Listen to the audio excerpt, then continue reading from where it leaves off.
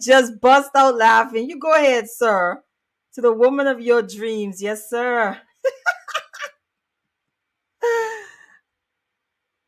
Hi, Maat. Peace. Peace.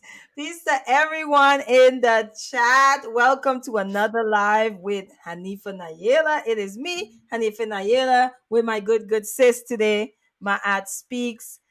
Maat is here to support me, y'all. But I want to just say hi to you guys and let me know you're here so I could shout you guys out. And before I do that, I'm just gonna go ahead and go through a few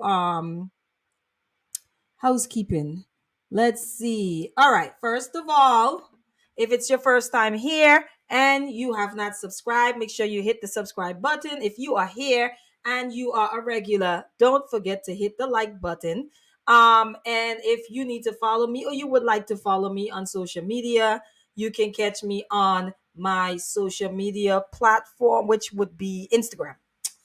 I gotta do better, guys. And then at the real Hanifa Nayela on Instagram. And if you are feeling generous and you want to know how to donate, my Cash App will be scrolling at the bottom of the entire time. So feel free to drop some coins, okay? Alrighty. And then I want to make sure I put this up too. This information may be triggering. Please view at your discretion. I like to put that up because we feel a lot. And so I just want to make sure that I just give you a warning that you may not agree with something. Some things may hurt your feelings, Sometimes I go places, I hear information, and I am in my feelings. Okay. I was in my feelings last night talking to my aunt very briefly. She said something to me and I was like, ooh, that makes me uncomfortable. And I kind of had to sit with why that was. I still haven't figured it out yet, my aunt, but when I do, I will let you know when the clarity comes through. All right, so let me check you guys out in the chat. All right, who's here? Ashan came here because all he saw was my thumbnail, and he made sure he left his little comment talking about you are bad. And I think it's because he's connecting it back to my aunt's show last night, which actually was partially the inspiration for this particular topic. Okay, so yes. Hey, NA. Good to see you, sis. Thanks for passing through. Okay, I see. Just do it. Bigging up the love of his life. Big up yourself, my aunt. Oh gosh, I see. Big Bad Bull. Let me tell y'all something. Like Big Bad Bull. My aunt, you have a wrench in my chat. Did you hear me, my aunt? What'd you say? Do you have a wrench in my chat? Yes. I don't know how to do it like from here. Like to just give somebody a wrench. I think you have to do it, if I'm not YouTube mistaken. thing, right? Yeah. I be seeing people just doing it. I'm like, did they do it that quickly? Is it just me? Yeah, you can. You can't do it quickly. I think you have to do it on your end. You click on the person in your comments. I click on them. That's what happens when I click on them. I don't know. I don't remember. Wait, what if I put a star next to their? What is Yeah, the star? yeah. I think that's it. The star? Really? Is it that simple? I think so. It is simple, but I just don't remember because I'm not in okay, I'm gonna work. Big Bad Bull, if you know how to resolve this, let us know so I can give you a wrench, sir. Because I'm like, is it the star next to their name? I know how I gave you a wrench. That was earlier on because I went into the YouTube what do you call it? Studio. Yeah, mm-hmm. Yeah. And I was able to do it there. I don't know about not like I've been in chats and I just see people just do it so quickly. Yeah. And something in me is like, I know they didn't do it like went through the studio that quickly because you have to like find the person's channel, like put their name in. So I think there's like a little shortcut that I'm not aware of. And have also you tried doing it on your phone, like clicking on them on your phone? No, I haven't. Okay. And then the other thing something too, really simple, yeah. I'm sure it is. And the other thing too, I don't know how to do that. I need to learn how to do is the star is like that's pinning. Oh, okay. Oh, Big Bad Bull. Okay. So I'm gonna unpin him because I really okay. So now I get this stuff because I was gonna ask you about pinning the link. Mhm. All right, so we see Enya. Hey Enya. She says, "Hey ladies, I'm listening, just under the weather. Oh, feel better, Enya. Feel better. We appreciate you, sis. But thanks for listening in at least. I don't know how much feedback you're gonna be giving us because we be enjoying your feedback. Let me see. Let's see who else. No one else. All right. So how you doing, Mama? I'm doing well. Yeah, Yeah, I'm doing pretty good. I think after last night, I was tired. you were. In what way? Were you drained? Yeah, that is the word I actually used earlier today. I was like, I just feel so drained. Yeah, yeah. I actually slept, but it wasn't like the best. Like it took me a while because I was up also looking at some stuff, Mhm. which is not good. Okay, because social media and stuff will keep you awake, and that is not cool. Yeah. But while I'm talking to you, I'm just about to go and share my thing one more time, and then I'm gonna move on, and we could get started. Um, one more. Yeah. So yeah, I didn't sleep too well, but it is what it is. I'm here. I'm alive. I'm breathing. I'm ready to do this. Have this conversation with you. Thank you for sharing your time with me today. Oh, of course. I appreciate it. My tea, I'm ready. Yes, I know you are. When I call on the surgeon, I know what that means. So today is Open Panel Fridays. Okay, so that just simply means that I will be posting the link in the chat, and you guys are free at any time to come up and join the conversation with us. We welcome. I welcome. I'm sure my aunt does as well. But let me say I, since it's my platform. My aunt is like, don't involve me in this since I'm not like what they have to say. But yeah, you guys are welcome to come up and share your opinion on the topic. We welcome all opinions. All right, so my aunt, the Mhm. topic. The topic. Okay. The topic today is the white man's ice is cooler or colder, right? Mhm. And pretty much confronting our poor racial esteem. And after coming off of your show yesterday, I kind of wanted, actually, I was going to talk about from, about me divesting from these conversations in its totality, Right. right? I wanted no parts, right? Because and it's not just your show, and I kind of processed this with you. It Mhm. was like on the panel before that, and then just like listening to different panels and like not really finding places that you can have really constructive conversations that are building, that are evolving, that are productive, right? Yeah. And then on top of that, when you do join, like when you are on panels, um you find yourself asking like, to what avail? You know what I mean? Mhm. Because that time and that energy, sorry, something went in my eye, that time and that energy could be used for something else, correct? Mhm. Mhm. So for me, I still stand on what I said about the divesting. Mhm. And I mean, if I'm invited to, this, if I'm invited to a panel and the conversation is one that I want to have, it Right. might be a light conversation, it might not be that heavy. I'm open to it, but Mhm. for the most part, mm-mm. So I wanted to talk about poor racial identity because I felt like a lot of what we spoke about last night. And if you guys haven't checked that out, make sure you go on my ads channel at my ad speaks and check that conversation out. That panel we had last night, right? Last night.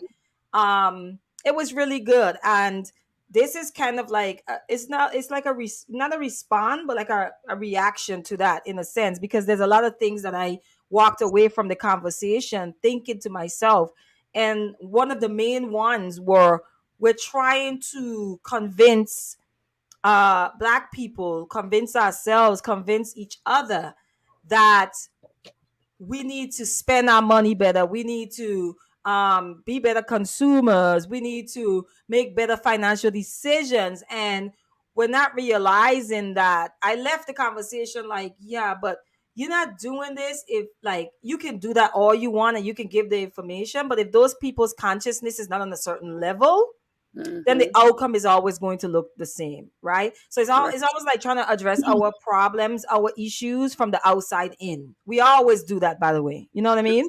And then when you do try to talk about history, and I think it also depends on how you talk about history too. Most of the times when people talk about the victim Olympics, or when they use that terminology, it's more so around the feeling that you are making excuses, which is something that Abe was speaking to last night. He was saying that's what it felt like to him. Some of the conversation felt like a bunch of like excuses, and I know, like, if you sit back and you listen, it can sound like that. So I Yeah. think even the way that we talk about history, we need to actually change. We could change how we speak about our own history. You know what I'm saying? Right. Right. Not necessarily using history as a crutch, right? Not Mhm. necessarily using history as an excuse to not do well, but a motivator to Mhm. do better, to progress, right? Mhm. And so I do think it's how we talk about history that determines whether or not it could be labeled victim Olympics. That's something that I'm realizing. Um, excuse me. So I went into, I was like, you know what? I'm a reader, so I had to think of like a book that I wanted to use today, and I'm gonna get into that just now.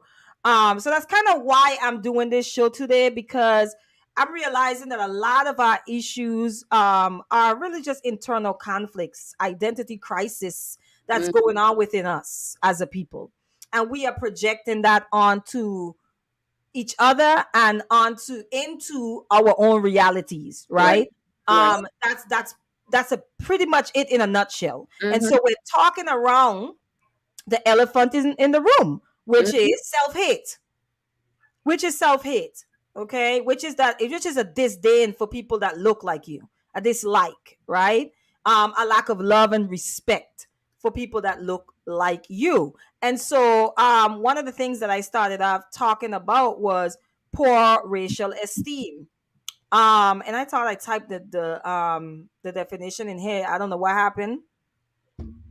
I don't know what happened, but it was there a minute ago. So when you hear poor racial esteem, what do you think of?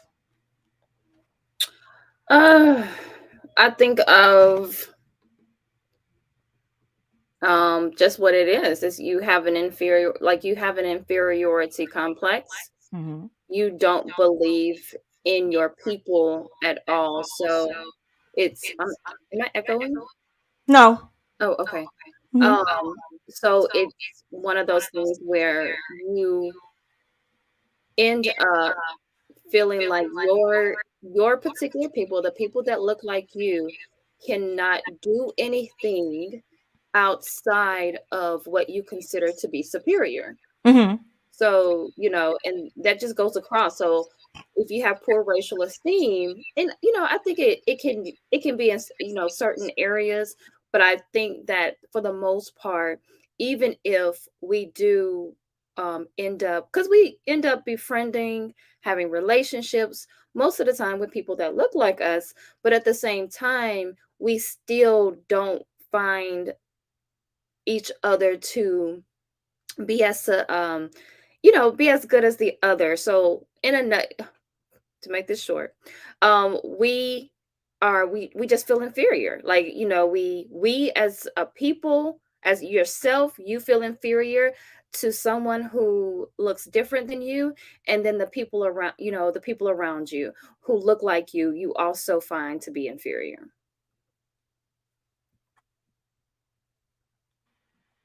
So yeah, pretty much in a nutshell, like when I think of esteem, esteem simply means to hold in high regard, to have an admiration for, right? To have respect for. And so Hmm. when I say poor racial esteem, that means that you do not have admiration for um uh those of your racial group or even yourself. You Mm-hmm. do not have an admiration for, nor do you have you do not hold that group in high regard, which then includes yourself because you are a part of that group. Right. Okay. Right. All right. So I'm gonna get into this. I'm gonna back up. And I'm gonna start here. So Carter G. Woodson, and this links to last night's conversation for me. This is what came to my mind. Carter G. Woodson in the book The Miseducation of the Negro, he says if you can control a man's thinking, you do not have to worry about his action. When you determine what a man shall think, you do not have to concern yourself about what he will do. If you make a man feel that he is inferior, you do not have to compel him to accept as an inferior status, for he will seek it in himself.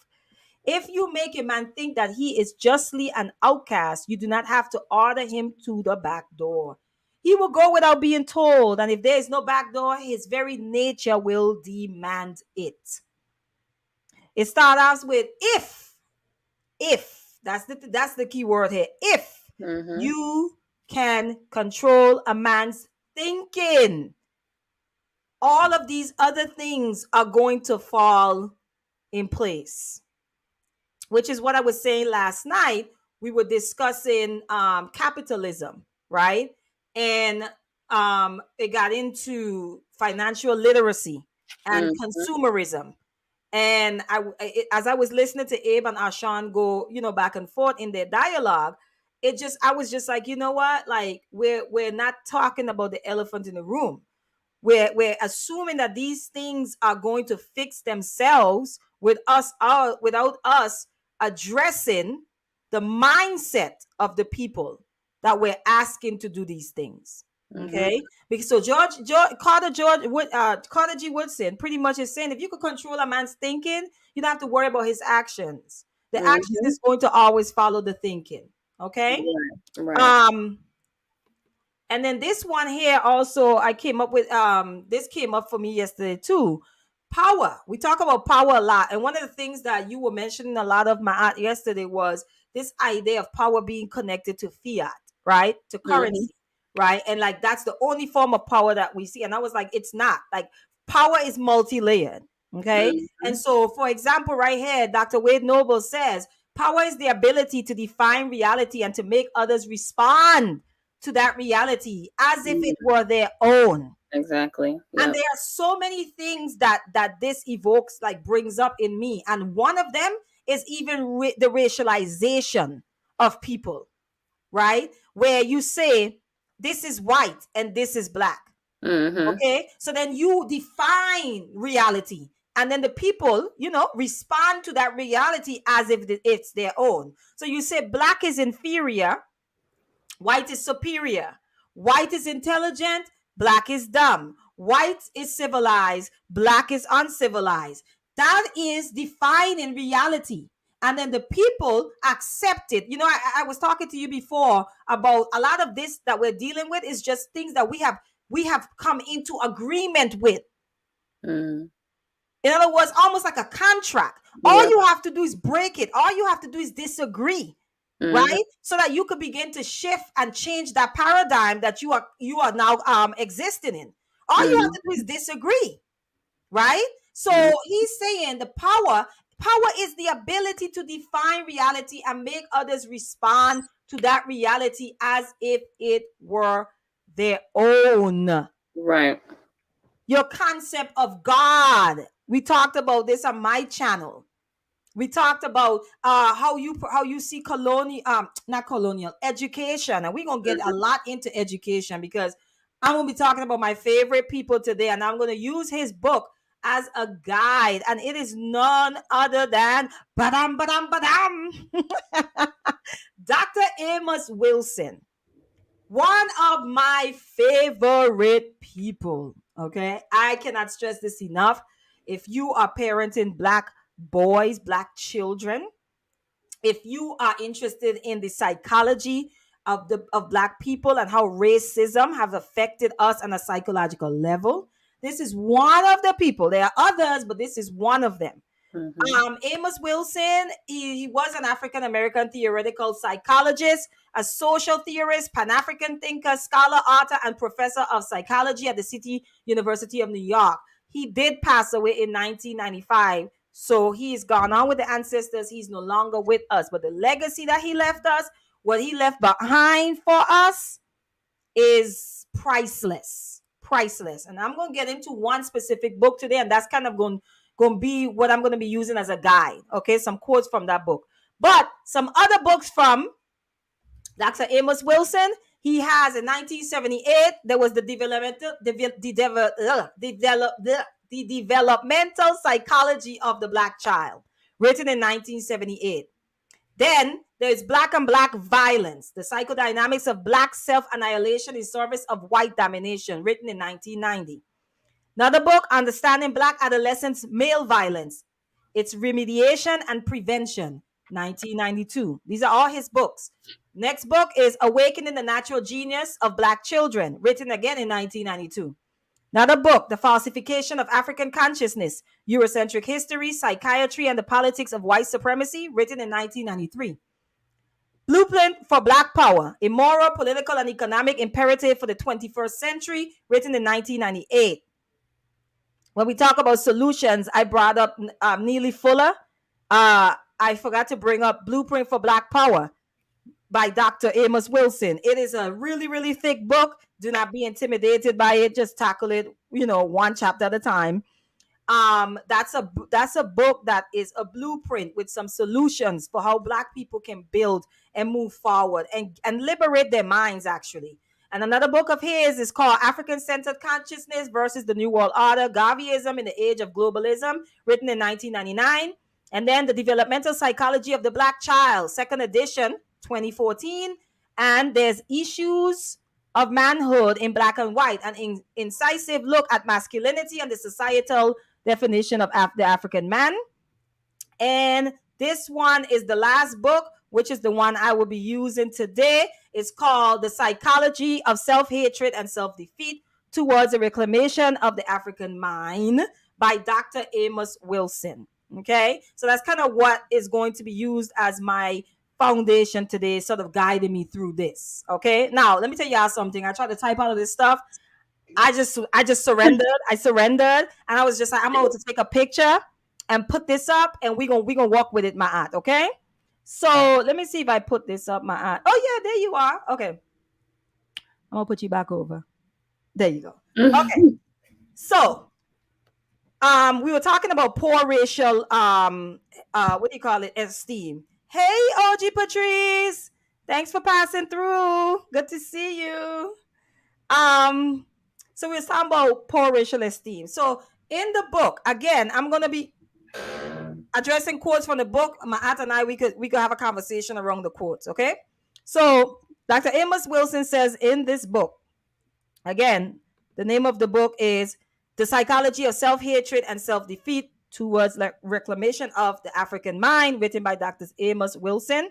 In this book, one of the quotes, I want to start off with this quote. He says, "We never learn the beauty of blackness, right? Never the beauty of being together and loving each other.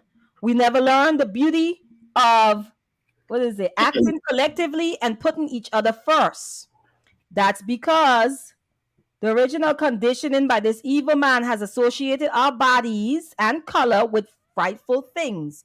We seek to avoid our blackness, Africanness, because of our expectation that accepting it will cause us pain.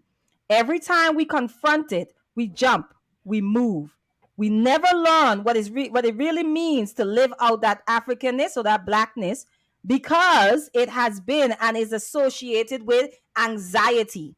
Because when we first meet it, anxiety is what we feel, because we dare not stand up to the pain associated with our blackness. So we never learn of its beauty and its glory.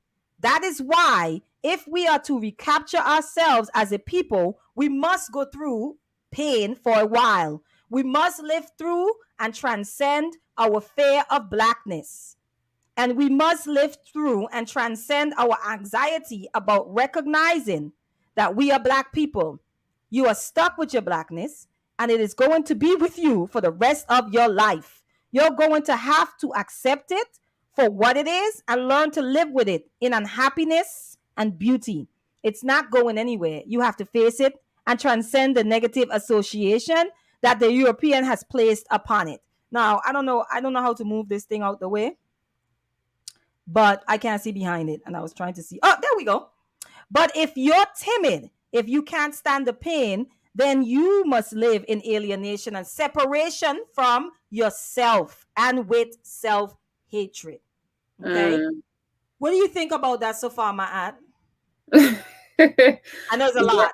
Yeah. So, you know what, as you were reading, it brought me to to education and how we are supposed to properly educate the Black child. Mhm. And even Naeem Akbar in Know Thyself talked about that, and talked about like true education is teaching you to know who you are, your true nature. So that's what kind of like what I was thinking about when he was talking about your Blackness and sitting with it and understanding it's like this fear that we have, right? So we're disconnected from nature Mhm. because we have a fear of nature. Mhm. We have a fear because it's not just the fact that we just don't want to be out in nature. Mhm. It's kind of like when it comes to animals, like like a snake, right? A lot of people are fearful of snakes, and we have to understand why that even is. It's Mhm. the programming. It's what you see, because most people have not even experienced a snake. Mhm. So then it's Mhm. just like you have this fear, or you Yeah. have it when you see a spider, you're fearful of it, and so that's what is happening to us with our Blackness. We are being programmed to not only be it to have this sense of inferiority, but we are actually fearful of one another. We're Mhm. fearful of getting close to other Black people. We're fearful of what Black men may do to us. Mhm. Even the way that we Mhm. interact with Black men, like you don't even know, like you're in the store or something like that. It kind of hit me yesterday. Somebody, it, I don't know if it was yesterday, but it was a few days ago. I was in the store, and a Black man said, "Excuse me," to me, and I turned, and he was like, "Oh, I didn't mean to scare you," and I was thinking, "Well, you didn't scare me. I just didn't know you were there." Mhm. And so it like he was trying to get something off the shelf, and and I think that's a something that we do, and it was almost like automatic for him. So it seems that he understands that that is, or maybe people have interacted with him like that. Mhm. So, we have a not only that inferiority, or we the esteem that we don't have for ourselves, but it's also the fear of what comes from being Black. Because when we hear these conversations that we have with one another, it is, well, I don't want to, even Black women, right? We'll say things like, "Oh, well, I don't like Black women," right? I don't have Black girlfriends, Mhm. because we Mhm. have that fear of what will happen if we get close to another Black woman. So Mhm. even within that, and understanding what he was even saying in the text, it was also the understanding that it's a painful journey to go on, that to love yourself, you know, Mhm. to Mhm. start really understanding who you are in your true nature. And this is why I'm against this whole idea of, as we heal, it has to be, it has to feel good. It has to be all Mhm. right, Mhm. Mhm. because really getting to the true nature of who you are, it's a road ahead of you, because everybody around you that looks like you Mhm. feels the same way. And so you got to battle. A lot of times you're battling more with people that look like you than you are with those that don't. You know what? I just got something from you, and I'm gonna put it in a thing. Okay.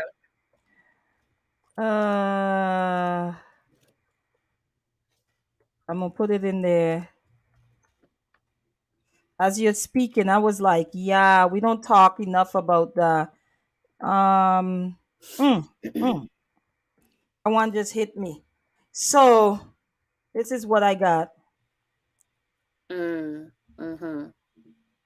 So when we talk about self-love, this is something that needs to be put into perspective, because you're telling me to love something, someone, which is myself, Mm-hmm. who I don't see anything good coming from. With the images of me portrayed in the media is not a whole lot. I mean, it's not good. It's Yeah. not positive. It's not a lot of positivity, right? And now you're telling me to love that. Mm-hmm. And in fact, I'm trying to get away from that. So, which is what Dr. Amos Wilson talks about, this alienation of yourself. Mm-hmm. So now you're alienating yourself from your blackness. You're separating yourself from your blackness. Mm-hmm. You see what I'm saying? So I never even thought of that until you just mentioned it, that that can be painful for a lot of us. Right. And maybe that explains why a lot of us even struggle with it. Self-love. It's Mm-hmm. it's it's not, like you say, it's not all rose, and it could be a painful process. So I hear you on that. And Um Go oh, ahead. no, No, one go thing ahead. that we also do when it comes to that, we what is the word? It's like a mirage when it comes to the self-love. It's like instead of actually loving the self, we start loving what we're producing. So we love the degree, we love the Mm, careers, we love the Black money. excellence. Right, Black black girl magic. excellence. Mm-hmm. So I have to separate myself and all of Mm. these things from what I perceive blackness to be. Mm-hmm. I perceive blackness to be something that is not good, so I have to excel in these other areas, and that is what has been defined as self-love now. That's very true. Black excellence. That's a whole other conversation, but that's pretty much what you're speaking of. And Right. so it's like, and even if you have to work 10, 20 times harder to acquire that, you see Right. nothing wrong with it, because that's just the magic of who we are, right? We Mhm. have we have internalized grind, and I'm gonna say slave culture. We have internalized it, we have glorified it, grind culture. You get Mhm. what I'm saying? And to the point now we wear it as a badge of honor. And this Yeah. is connected back to the capitalist, conversation that we had yesterday. It's a Mhm. badge of honor. The hurdles play, and I guess it's the hurdles placed before you, when you are coaching your children to go out into the world, and black people are saying, baby, you got to work 10 times harder. You know Mhm. what I'm saying? And what is that doing to the wombs of our women, Mm. right? What is it doing to the mental health of our men, Mhm. right? Like, we talk a lot about how far ahead educationally black women are, but we don't talk about the flip side of that, and how Right. stressed out by debt they are, Yeah. and working in these hostile to their blackness environments, where Mm. they constantly have to suppress and alienate themselves from their blackness in order to thrive in these environments. And what does that do to one's mental health Mhm. and physical health, by the way, because we know what stress will do. And I think all of that is even connected to the obesity rate in the community, and I was all of that. just It's about to all say, connected. it's all connected. It's all Mhm. connected. Yeah. So I'm gonna move on to the next one, because I have quite a few and I want to stay on task. Self defeat. So this is another quote that Dr. Amos Wilson talks about self defeat. And this is kind of what I was speaking to yesterday as well. He says, we refer to self defeat as a situation in which an individual has the capacity to accomplish what he desires. And I think this is kind of what Abe was speaking to at as well, Mhm. where he was like, we are well able, we are capable of accomplishing these things, right? Mhm. So he's called, but there's self defeat. That's Right. entering into the race, and you say it's rigged, so I'm not going to even compete. It's rigged anyway. You get what I'm Mhm. saying? These Mhm. people done had about five laps around the track before the gun went off for me to enter Mhm. the race. Right. So you can that can cause self defeat and say me it makes no sense for me to even try.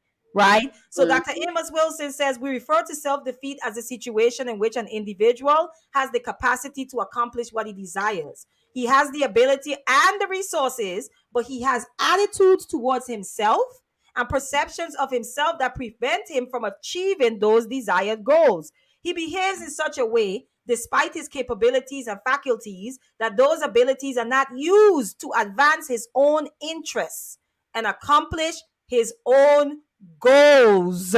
In fact, he would take his resources, okay, and his capabilities and advance somebody else's interests and build somebody else's reality mm-hmm. and maintain somebody else's power. He will use everything within himself to do that. Mm-hmm. Why? Because it is self defeat. There is nothing good that can come from me. So, therefore, anything, any energy, any resources that I have should go towards the people who are capable of producing good. The people who, in my head, is at the pinnacle of goodness. So Mm-hmm. I'm going to go and I'm going to support their infrastructure. I'm going to support their society. I'm going to support their economy because self-defeat says it makes no sense to invest that in myself. Mm-hmm. It makes no sense to invest that in the people that look like me, Right. right? Because there's nothing good that can come, right? From Mm-hmm. when we talk about projects where everybody has to pool money together, you hear that a lot amongst Black people. We don't trust each other Oh no. around like finances or anything like that, right? Even the way we deal with each other in business. Mm-hmm. Okay, we would be disrespected at certain establishments, and we would still frequent them. Yep. Let a Black business get the order wrong, they're gonna be blasted all over social media. We gonna talk about never returning to their business. And sometimes these are small businesses, by the way, my Right. in Right. comparison to these huge, you know. And you get mistreated somewhere else, and and go and continue to go back there. But one time, that person might have been having, and instead of even having the conversation with maybe Mhm. the business owner or saying, different things that can happen, we actually end up, you know, doing, this echo. I'm echoing again. I'm on Um, it. Mhm. but yeah, like we end up doing, we actually want to. What's the word I'm looking for? It's like it becomes a vendetta because you you have an issue with, and I tried to, I was thinking about this the other day, why we get on social media and tear down a business off of one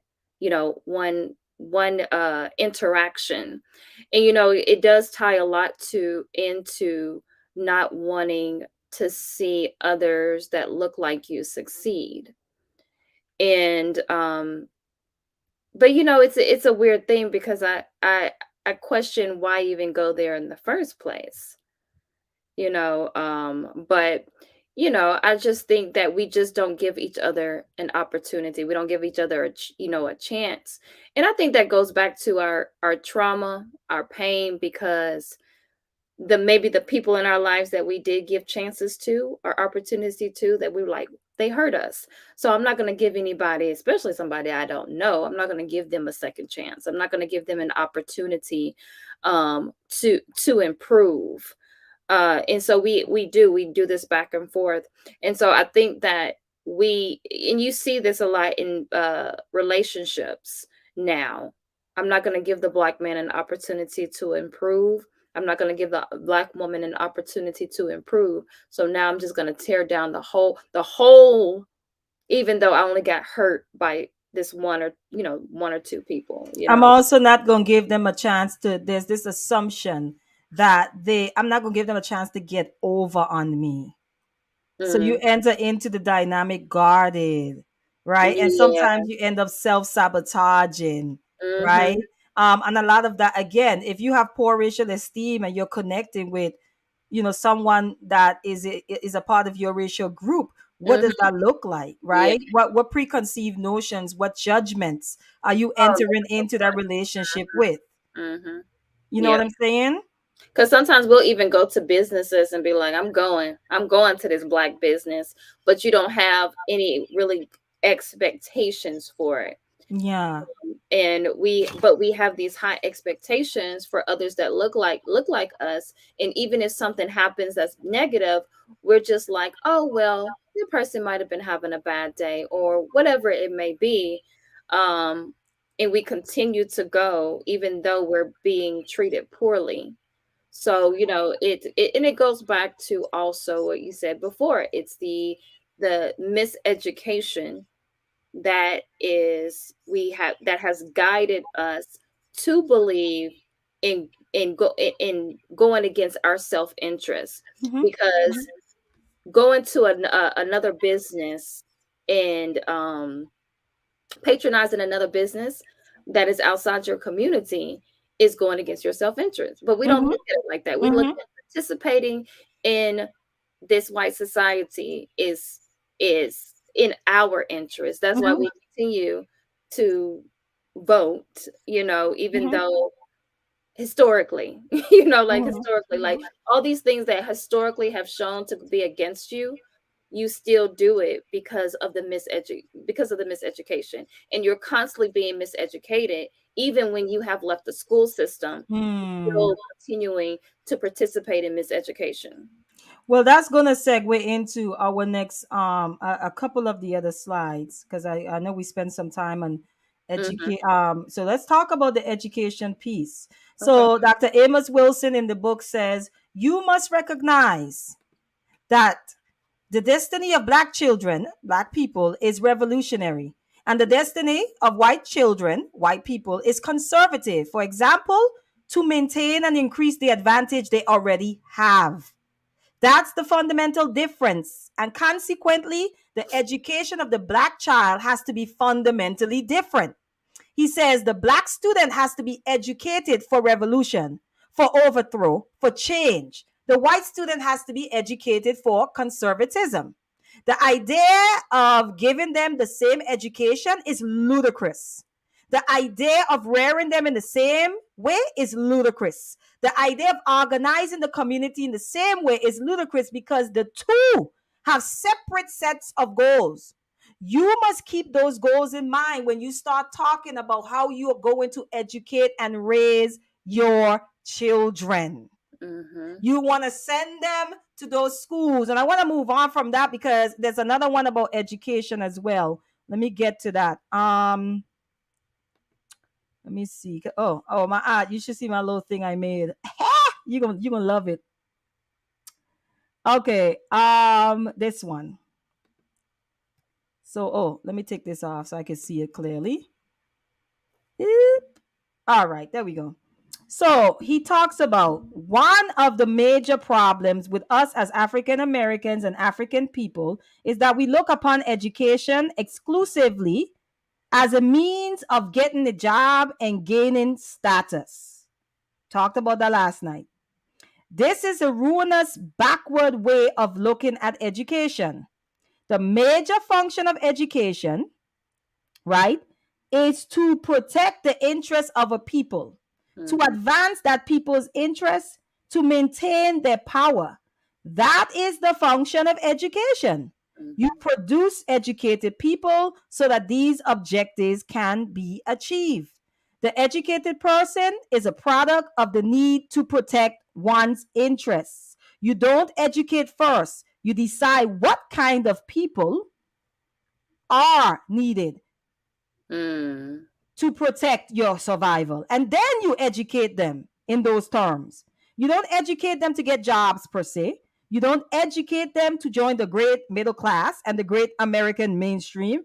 You educate them to protect yourself and to secure your survival. Every culture, no matter how primitive, educates its people and especially its young for the same purpose, to Mm. maintain its traditions, to maintain its social integrity, and to maintain itself as a people. When you deceive yourself into thinking that you are being educated for jobs and prestige, you're on your way out as a people. You're setting yourself up for destruction. He goes on to say, you must measure the value of your education in terms of the degree to which it ensures your survival as a people. Right? He says, you must measure it in terms of how and what your children are taught. Right? Not in terms of what is taught at Harvard, Yale, Mhm. okay, or what white children are learning, or what the Japanese or any other group, because we do this a lot. Mhm. We do this a lot. Look at the Chinese.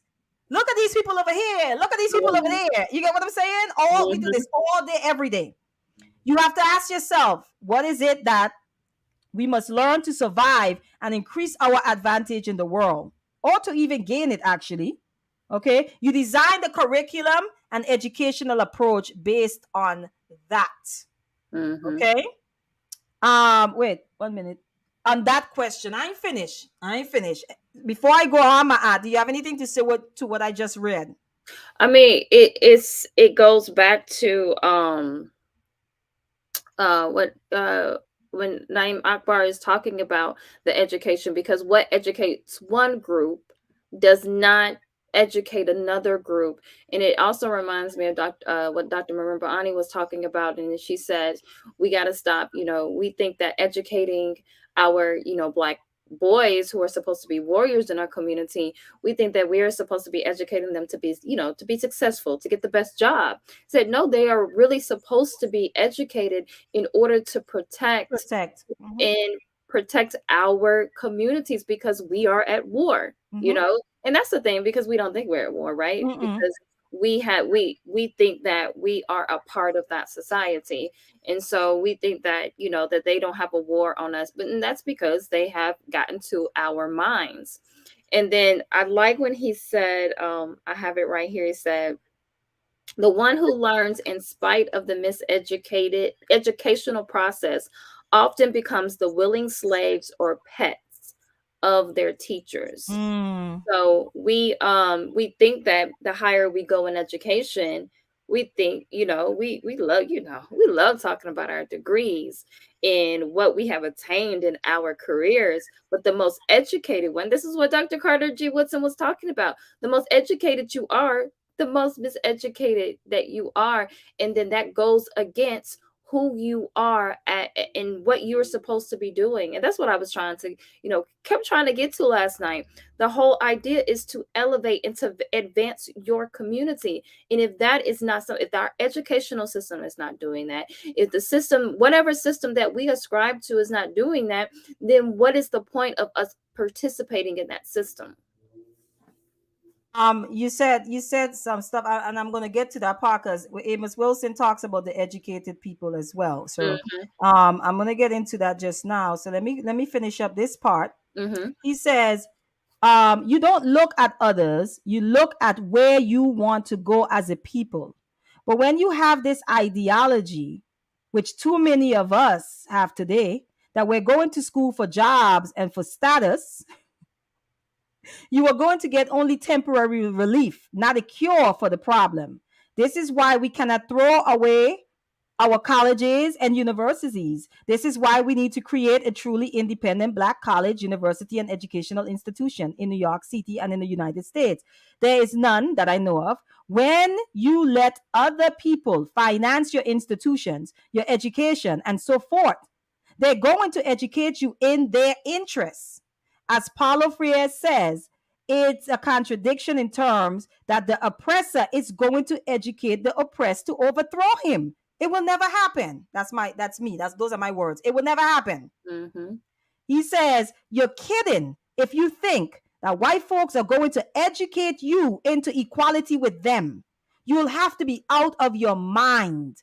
You wouldn't do it to another people. Why do you expect them to be so beneficent to educate you to become their equal? Mm-hmm. That's not the way it's set up. Does it mean that you don't go and get educated? I'm not saying that. People misread me when I talk this way. But you have to know what you're doing when you get educated. You must have your eyes open. You must have your plan. You have to get out of it what's necessary for you, not let other people define it and determine it for you. I wanted you to deal with this. This is where he get into the Hamitic myth in the Bible. You know, the myth of Ham and black people coming from Ham and Ham being cursed. So he gets into that. I don't need to read that part.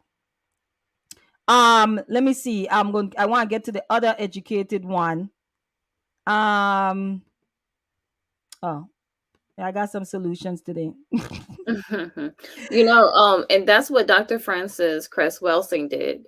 She used what they gave her, and she used it against. I'm not going to say against, but she turned it around in order to help our people. But we're not intentional. Like, we're not intentional with what we're doing. We just want to assimilate into their society. That's it. That is it.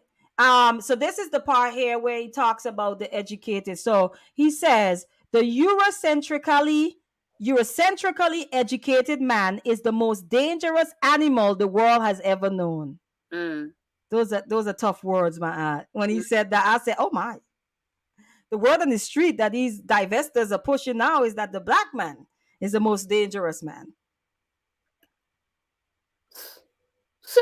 Yeah. Okay.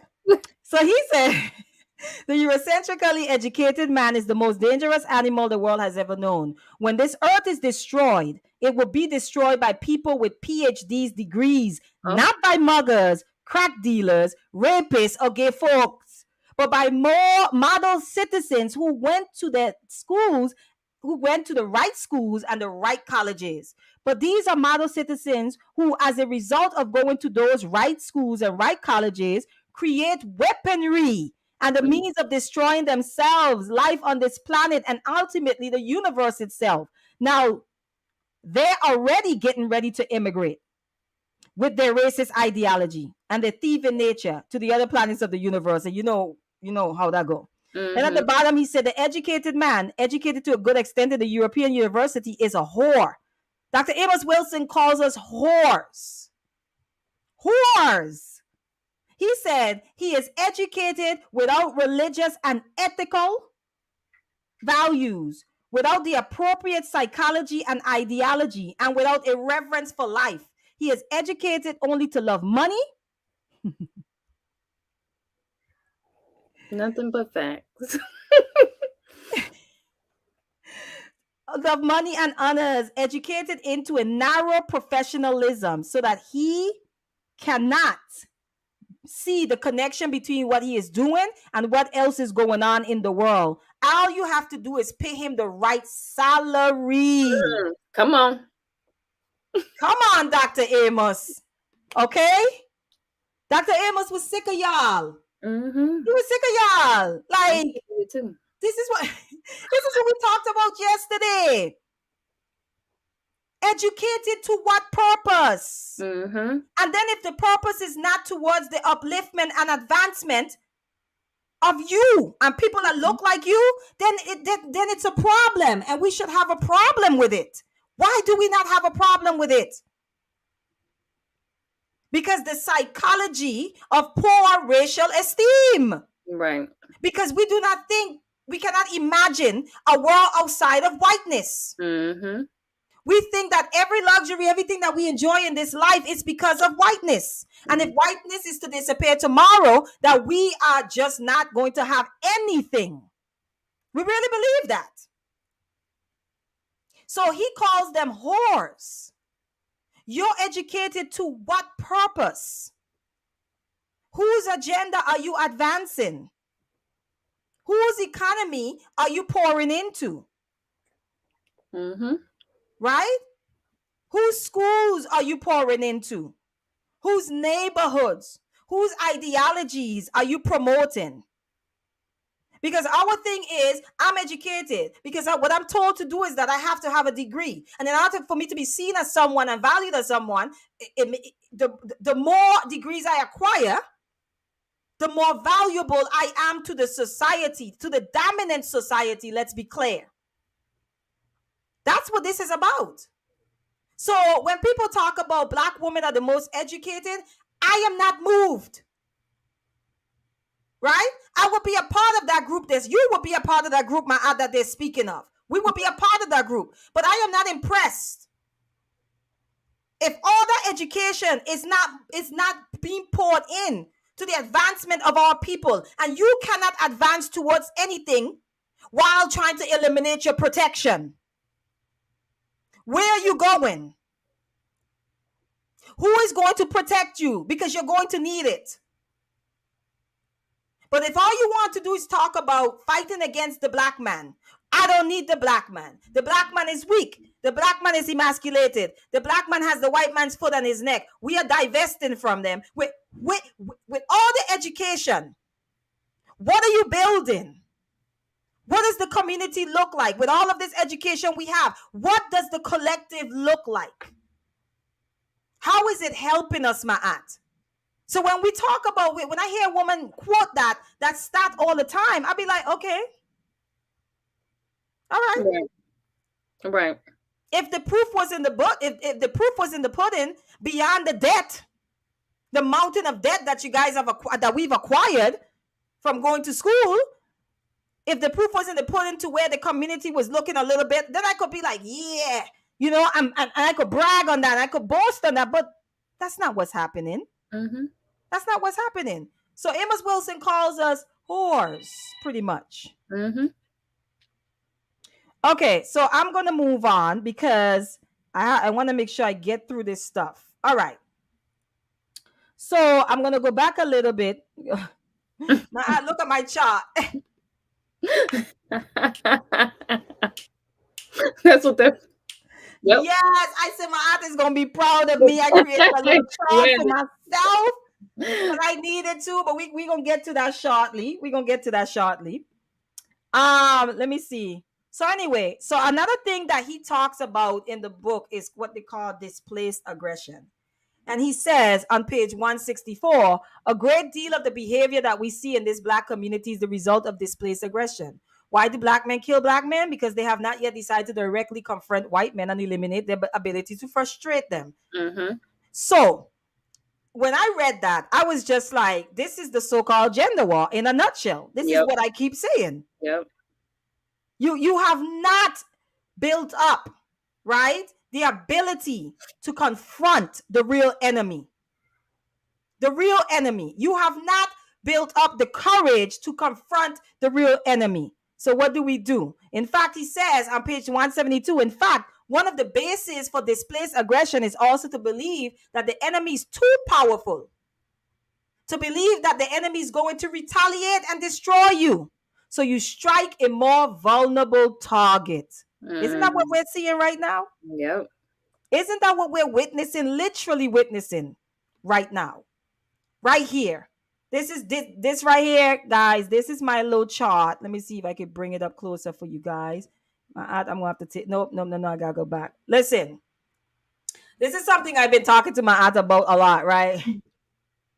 And I was like, I need to make a chart out of this. So if there's a hierarchy, and there is, the dominant society is at the top of the pyramid, right?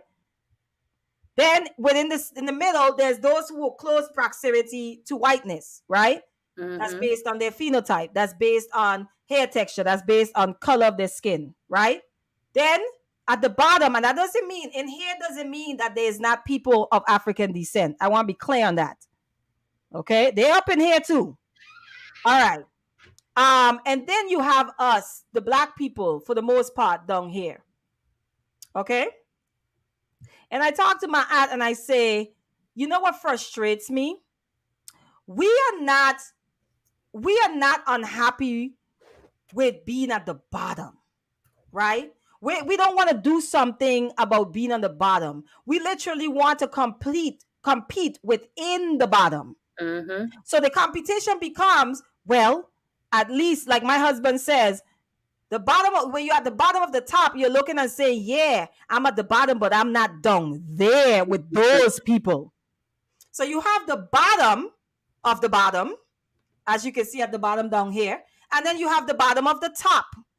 And I often say that is what Black people are fighting for. When I say fighting, Remember who we're fighting for that though. You have to fight the people who are at the bottom with you. Mm-hmm. So now we are creating our own hierarchy at the bottom. Mm-hmm. And because we have to find a way to empower ourselves without facing the real enemy. Do you get what I'm saying? We have to find a way to gain power, right? To build some sort of like security within ourselves, some kind of confidence. We have to find a way to do it. And so what we do is we do it by stepping on each other. Right. We do it by fighting each other. Mm-hmm. We do it by racing to the bottom of the top. Mm-hmm. So a lot of us are not even concerned with the fact that this up here exists anymore. We're not. We are preoccupied with acquiring this right here, the bottom of the top. You get what I'm saying? Mm-hmm. So I talk a lot about that. What do you think about that so far, Ma'at? Yeah, I mean, we see this, and so it again goes to how we throw, because in order to feel superior in your bottomness, you have to and that was kind of the conversation yesterday when we were talking about capitalism.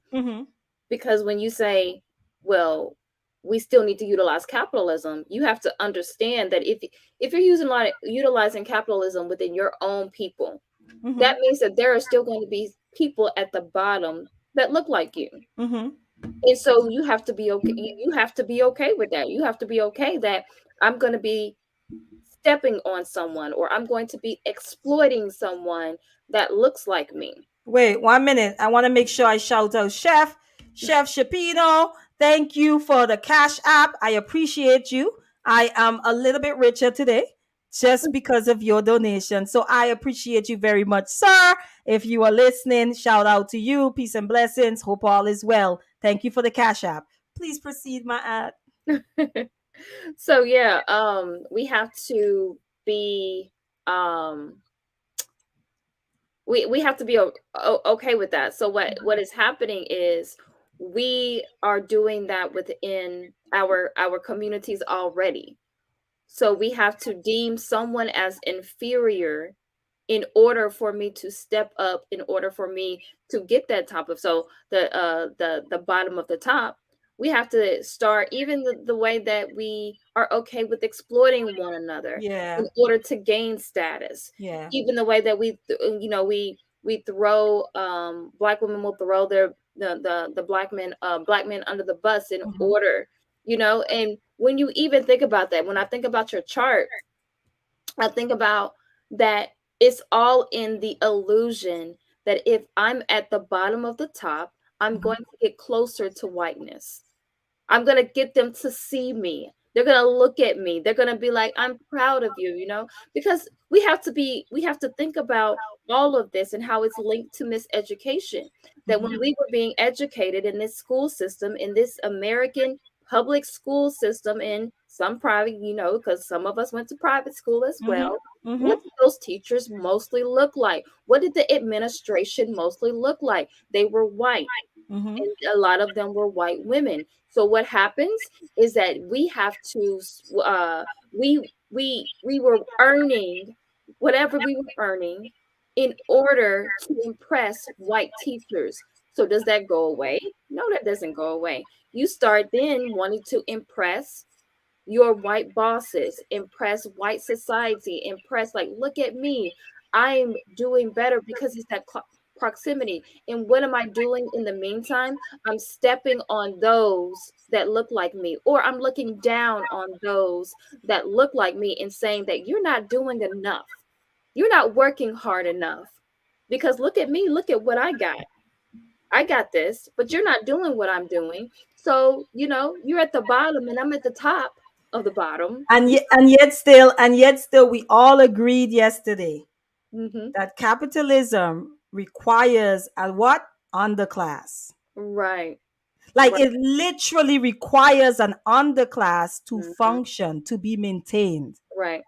And yet we still think that everyone has a chance of making it. If Mhm. everyone does have a chance of making it, then the whole system collapse. Well, it reminds me of a company, of corporation, of whatever it is. You have so many workers that are at the bottom who are most of the time doing most of the work. But then as you go higher up in the company, there's fewer supervisor roles. There's fewer corporate roles. Absolutely. And then there's only one or two at the top. Mm-hmm. So no, all those people who are working at the bottom, they can work as much as they want to. Only a few are going to go up to those supervisor or corporate or high paying positions. And if you haven't been to our universities for like the ultimate um indoctrination, and you don't have the paper to show it, I don't care how hard you work. You can work harder than the supervisor at the company. You will Mhm. never earn what they earn simply because Exactly. they have a degree. Simply Exactly. because of that. And then the supervisor has the audacity to look at the janitor and Mm-hmm. say, "You're a janitor because you're not hardworking." Oh, if I had hair, it would make me pull my hair out. Literally, like that is what was frustrating me yesterday in the conversation, because I'm just like, yes, I'm going to keep bringing this up because you have to think about, where do we get this idea of laziness, Mm-hmm. of lack of, like, the most hardworking people, the people who are the most hardworking that I know are poor people, Right. are people living paycheck to paycheck, are people barely making it, like Or seriously. working more than one job. Oh, that's what I'm saying. They're Mhm. working 3 jobs sometime, working Uh-huh. 2 jobs. Right. And you look at them and you come to the conclusion that it's because what? They're not working hard, and still in the same breath tell me that capitalism requires an underclass to function? Right. Are we hearing ourselves? Like I said, the math is not mathing. Mm-hmm. Mm-hmm. You get what I'm saying? It's like saying that the police force, and I'm just using an example here, right? It's like saying, you say to me, oh, the police force has a quota that they have to meet. Right. Okay. And then you say, oh, black people just be lying. They're not being racially profiled, right? They're out there doing stuff. That's why the police is at them. And at the same time, you're saying they have a quota to meet. Do you get what I'm Mhm. trying to say? We have to understand what that means. And again, I'm not saying that's true. I'm saying we have to make sense of it. If Right. you have a quota to meet, you know what you're doing? You're out there looking to meet that quota. Mm-hmm. That's it. Yep. It's the same thing with capitalism that we talked about yesterday. If it requires an underclass, that means that everybody's not going to make it. That Exactly. means that some people are going to remain here, my aunt, the bottom of the bottom. And let's be clear, when we talk about bottom, we're talking about foundation. We're talking about the thing that sustains the whole Mm-hmm. structure. Mm-hmm. Because all that needs to happen is these people at the bottom needs to get fed up enough to unplug, to pull themselves from the bottom, not to pull themselves from the bottom to get here. So Mm-hmm. to remove themselves completely out of the pyramid scheme, Right. and the whole thing collapse. But instead, the people at the bottom are busy fighting for the bottom of the top. Mm-hmm. You're distracted by everything. You're distracted by Candace Owens and Kanye West right now. You're distracted by Nia Long being cheated on. You're distracted by the Woman King movie. You're distracted by whatever the media says it's time for you to be distracted by. Mm-hmm. Right? And then you're also distracted by the fact that the media is also feeding the division. Right. All you gotta do is look at one blasted Cynthia G or something video, and your algorithm is jacked. Or it even goes to when they talk about like these like cheating scenarios. You go to the comments and somebody has picked a side. So the men have usually picked the side of the men, and the women have picked the side of the women. Like that's usually how it goes. But even on panels, Mm-hmm. and we talk about this, where you could go in a chat. Now, you and I can end up on a panel together, right? Mm-hmm. But no one knows we know each other. You Right. just show up. there's an automatically the men in these spaces, I'm not saying in general, but a lot of the men in this space automatically finds a reason to pit us against each other somehow. Yeah. You know what I'm saying? I don't know. My ad speaks better. Right. Uh, Hanifa's skin looks better. Whatever that is, it will be some petty behind, like really stupid stuff, and it usually is aesthetic, right? And that's why I always say, as Black women and women in general, we have to check that when it happens. Yeah. Automatically, we have to check that. I don't allow Black American men to tell me that I am different from my Black American sisters. I don't allow it. Because I know some good ass Black American women. I'm around them. I'm on the panel with one right now. You get what I'm saying? I know some good, most of my friends are Black Americans. So when you start with that to where it's like, yeah, well, you from a different place. I am. Yeah. I am. And I don't even want to downplay that my experience is different from my my African American sisters. But what you're not going to do is make it sound like they don't have any manners. They're not respectful. They're rude. They're attitudinal. You get what I'm saying? What you're not going to do is that, because I know some sisters that are Black Americans that don't show up like that. Okay? So you want to lock in to a small minority of us. And make it seem like it's the majority of us. And we have to check that and stop allowing that to happen. And I know if you're not secure in yourself and you need that male gaze and that validation, you will flow with that. Oh, thank you. Oh my gosh, thank you. Like, they literally just marginalize your Black sisters. Right. They disempower them to empower you. You should have a problem with that. But again, as usual, some of us, we come out here and we in these spaces and we're not really self-aware. We don't really know who we are. We're not rooted in that. And so we are looking for people to tell us who we are, to validate us. You get what I'm saying? To the point, I think you and I was talking one time, to the point where you even have married women who are preoccupied in this space with the male gaze. You have a whole husband. Right. That's a lack of awareness. That's you lacking roots in something that's solid. That's a big part of it. And also probably unhappiness in your marriage, and probably avoiding really dealing with what's going on in your relationship. You get what I'm saying?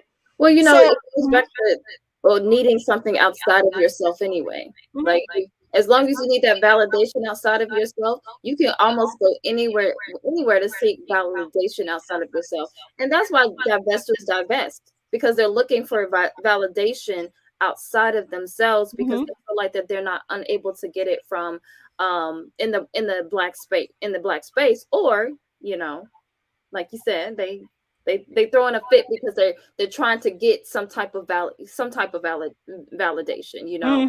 So it's a lot of that going around, because social media is a place where you can get a like or whatever from whatever, from whomever, to give you what you need, because again, we fragment ourselves. We have fragmented ourselves so much that we need to seek that, because a lot of times you just have to be intentional with what you're doing with yourself, and you got to check that.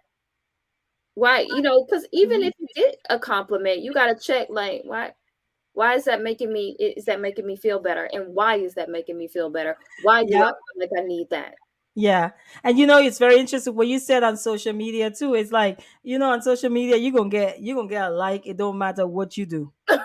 You're gonna get a like. I don't care what you do. You can take a picture of your toe and post it. Somebody gonna hit that like button. It doesn't matter.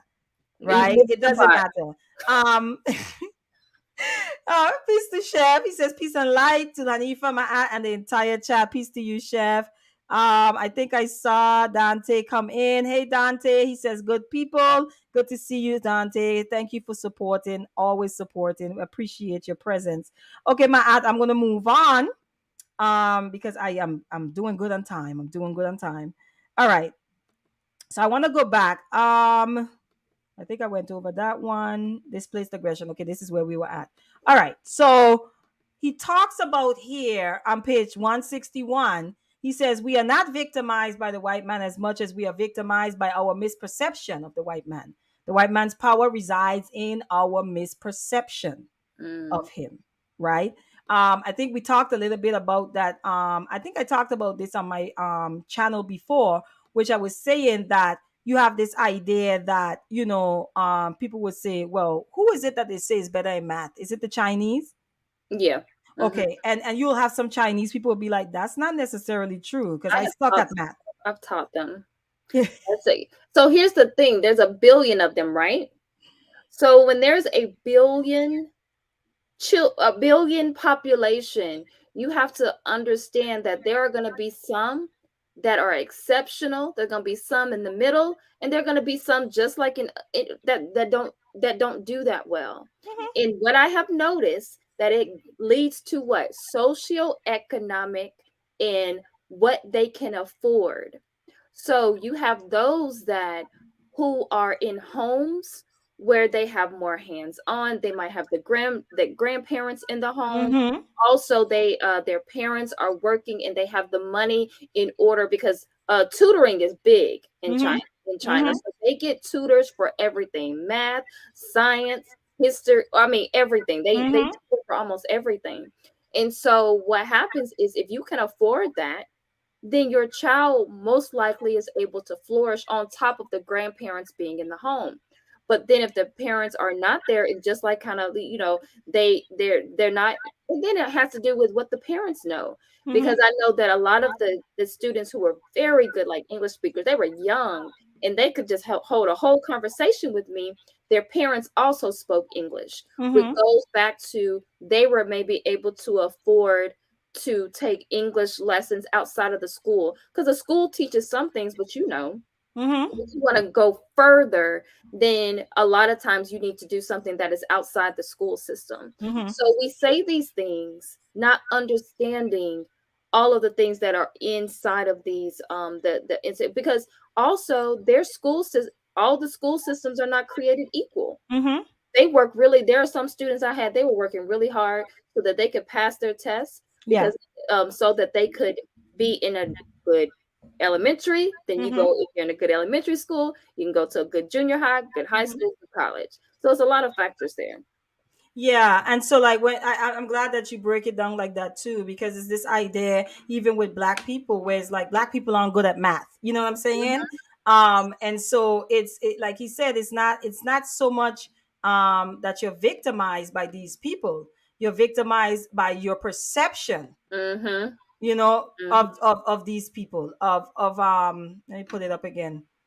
We are not victimized by the white man as much as we are victimized by, well, our misperception Right. of the white man. The white man's power resides in our misperception of Mm-hmm. him, right? These things that, you hear people in these conversations all the time that be like, no, in the white community. And then somebody usually asks, well, do you live amongst them?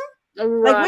where you getting this from? And then Right. that's where we have to get back into media, right? And how, you know, when the dynamics between how black people are portrayed and how white people are portrayed. Do you get what I'm saying? So you Mm-hmm. get this idea that, first of all, white people they're just good at everything that they do, right? They're just successful. We even have this idea that they all have money, which we know Mm-hmm. is not true. But we still believe it. It doesn't matter that it's not true. We still believe it, right? And so it's just it's what's victimizing you is your misperception of the white man. And so I'm gonna move on to the next one.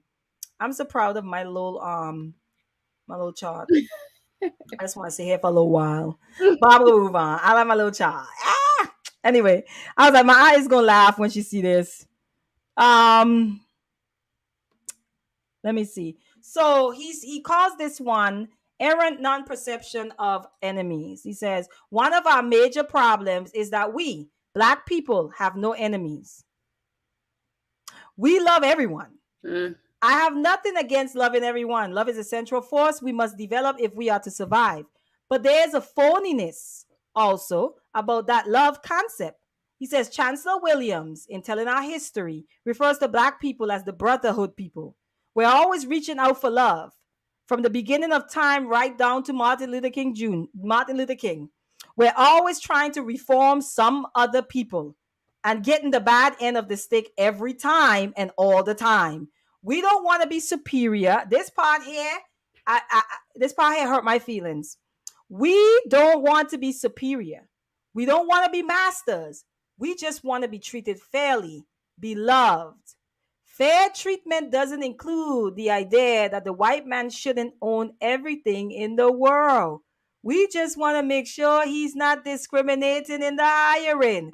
He still got the power. In other words, Dr. Amos Wilson is saying we don't even want to take the power from them. He's my spirit animal. Huh? Yes, he's my spirit animal. Listen, my aunt, if the next book you purchase isn't this one, Mama, get it.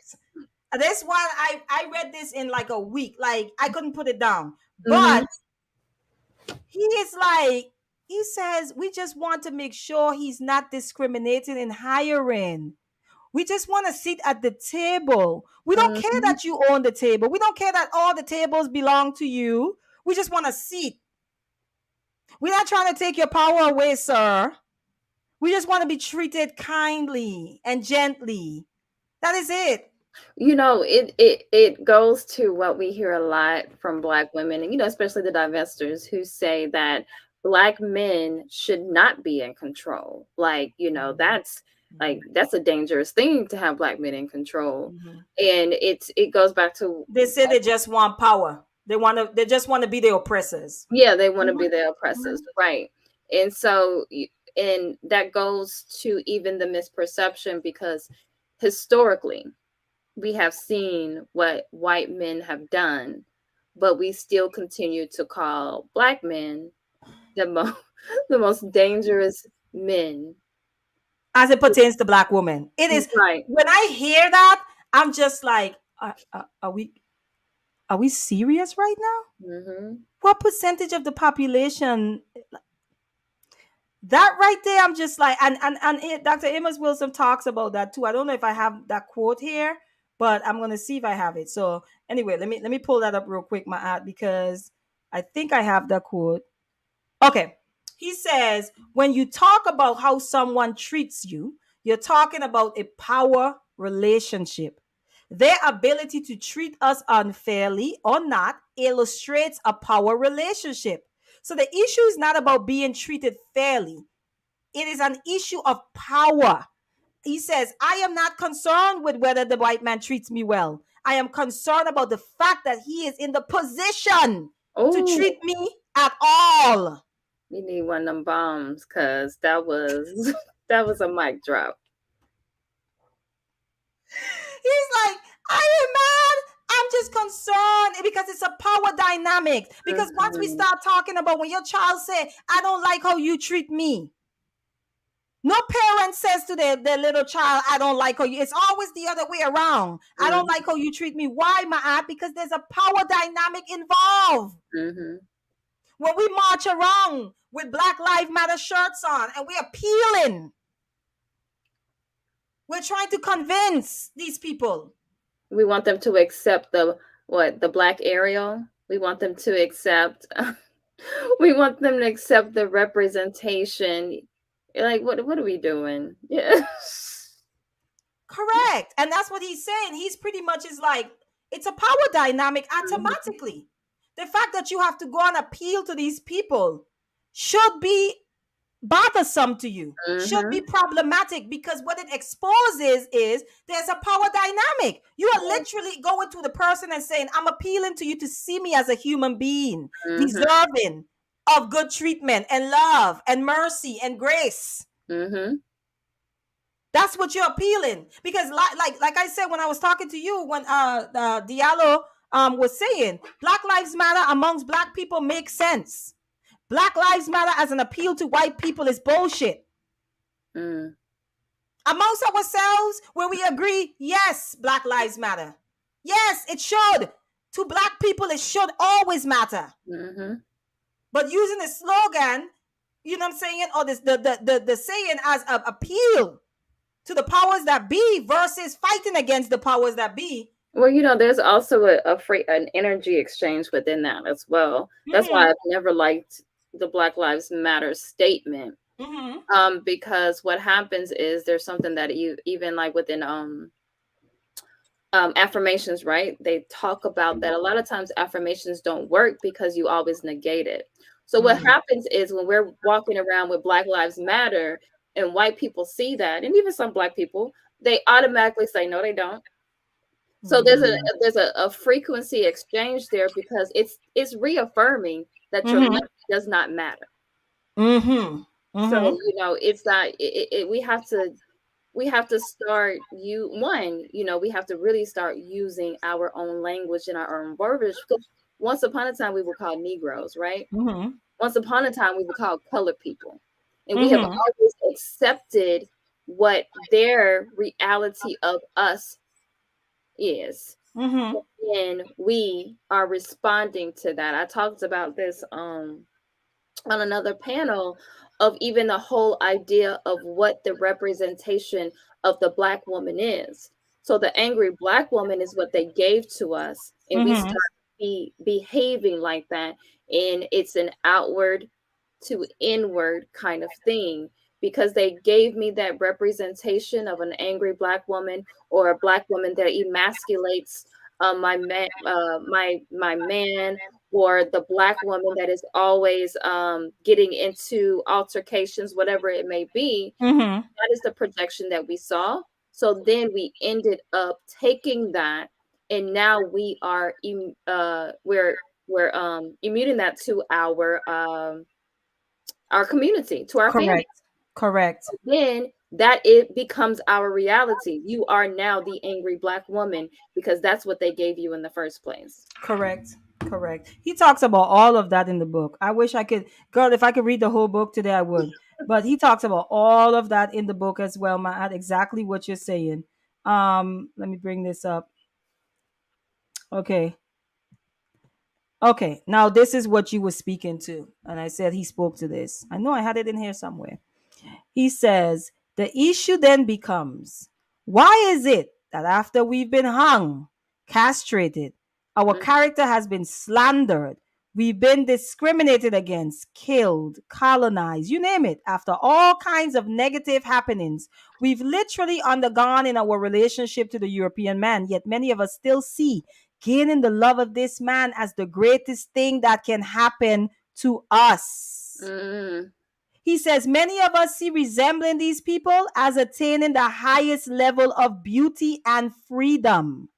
Many of us see going to school with them, living with them, mixing with them, marrying them, being totally a part of them as the essence of freedom and as the essence and pinnacle of self development. mhm, You haven't truly evolved, Ma'at. You mm. are still primitive, right? If you are, let me pull my thing up. Let me pull my thing up. Let me pull it up. Let me see. Go back, Hanifa. Go back. Go back. Go back. Right. If you are still here, Mhm. if you're still hanging out down here in the hood, you down here in the ghetto, right? If you're still down there, you haven't really evolved yet. Mhm. Until you have gotten closer, as close as possible to this. We see it play out even in ours, and I know, I'm telling you. Let me put my thing right now, because I know we even see it playing out with the hairstyles that our sisters choose to wear. Yep. And we try to hide behind, I'm just changing my hairstyle. You know what I thought about? Because I'm a baldy now. But when I got married the first time, right, my hair was natural. Mhm. But I literally went and got like a little like attachment, a little straight attachment in my Mhm. hair, because for my wedding day. Because what do you think on your wedding day? What is your goal? Your goal is to be what? As beautiful Yes, as. beautiful. Mm-hmm. Right. And it's very interesting, even when you see proms and stuff Yeah. like that, that Mm-hmm. our idea of the best of ourselves is as close as possible to this as we can get. Right? So there are some things phenotypically that comes with our racial identity. One of them being the texture of our hair, how our hair grows, our scalp, right? So Mm-hmm. you can't change your skin, even though some people are bleaching. They have a bleaching epidemic in the Caribbean, in parts of Africa, right? There are some countries in Africa that had to ban those creams off of the Mm-hmm. shelves, right? For that very purpose, because this is the pinnacle of self development, right? And so you can't change your skin color, but the next thing that you can do that's attached to your blackness is do what? Your hair. Mm-hmm. So I often say, I know that it's deeper than just a hairstyle because most of the time our sisters are not even picking stuff that is the texture. And there's weaves and wigs out there that are kinky Yep. textured because I Yep. used to wear them. Mm-hmm. But that's not what we're going for, right? That's not what we're going for. And then when you have somewhere to go, right? And you're like, okay, I want to look my best. We go to the salon, we get our hair straightened out. Look at what we consider our best to be. That lets you know everything that you need to know. This is what he's speaking to. You haven't really arrived until you are in close proximity, as close as possible to Right. whiteness. That's it. Mm-hmm. Okay? He says, you really have to ask yourself why. Why, after all we've been through, after all of the suffering, do we think identifying with our enemy represents our ultimate in salvation? Dr. Amos Wilson said it's a very peculiar kind of situation. That's a whole case study in itself, Ma'at. Mm-hmm. Whole case study. He calls it peculiar. Okay? So I want to get into some solutions based on like what can we do, right, to start tackling this self-hate that we are witnessing amongst our people, right? Dr. Amos says calls it the psychology in the book, the psychology, okay? He calls it it's a psychological issue. What are some of the things that we could begin to do to undo some of that? You can go ahead. Well, it's a lot that we need to do. One of the things that I talk about, I mentioned it earlier, is how we fragmented ourselves, and so we have split Mhm, our spiritual self mhm, from our, what I guess you would call your conscious self, your conscious mind. mhm, mhm, So, and that has to be split in order for us to operate and think the way that we think. We have adopted their morality because that mhm, is split. And so we think that whatever they believe to be moral, that's the right way, even though that is going against who you are as a person. mhm, We have to learn how to reunite our spiritual self with our act, with ourself or with our conscious self. And that has a lot to do with showing showing up the same, because we show up differently. A lot of the things that we say, oh, we're on code or whatever, and we do have mhm, to be when we're in these institutions. mhm, The way I talk to you, I can't just, if I'm in a mhm, in mhm, a, in a job, I'm not going to be able to talk to people. mhm, But we silence ourselves in the name of, I saw somebody who said that the other day. We silence ourselves in the name of a job, mhm, of a career and things like that. Which again, that is fragmenting yourself, mhm, because all these things are connected. So even when we talk about things like, like energy centers or chakras or whatever, those things are just things that can end up manifesting into illness. mm, Everything is connected. So a spiritual experience, even the way we eat our food, what we're mhm, eating, that should be a spiritual experience. mhm, when you are with your children, with your family, that should be a spiritual experience. Mm-hmm.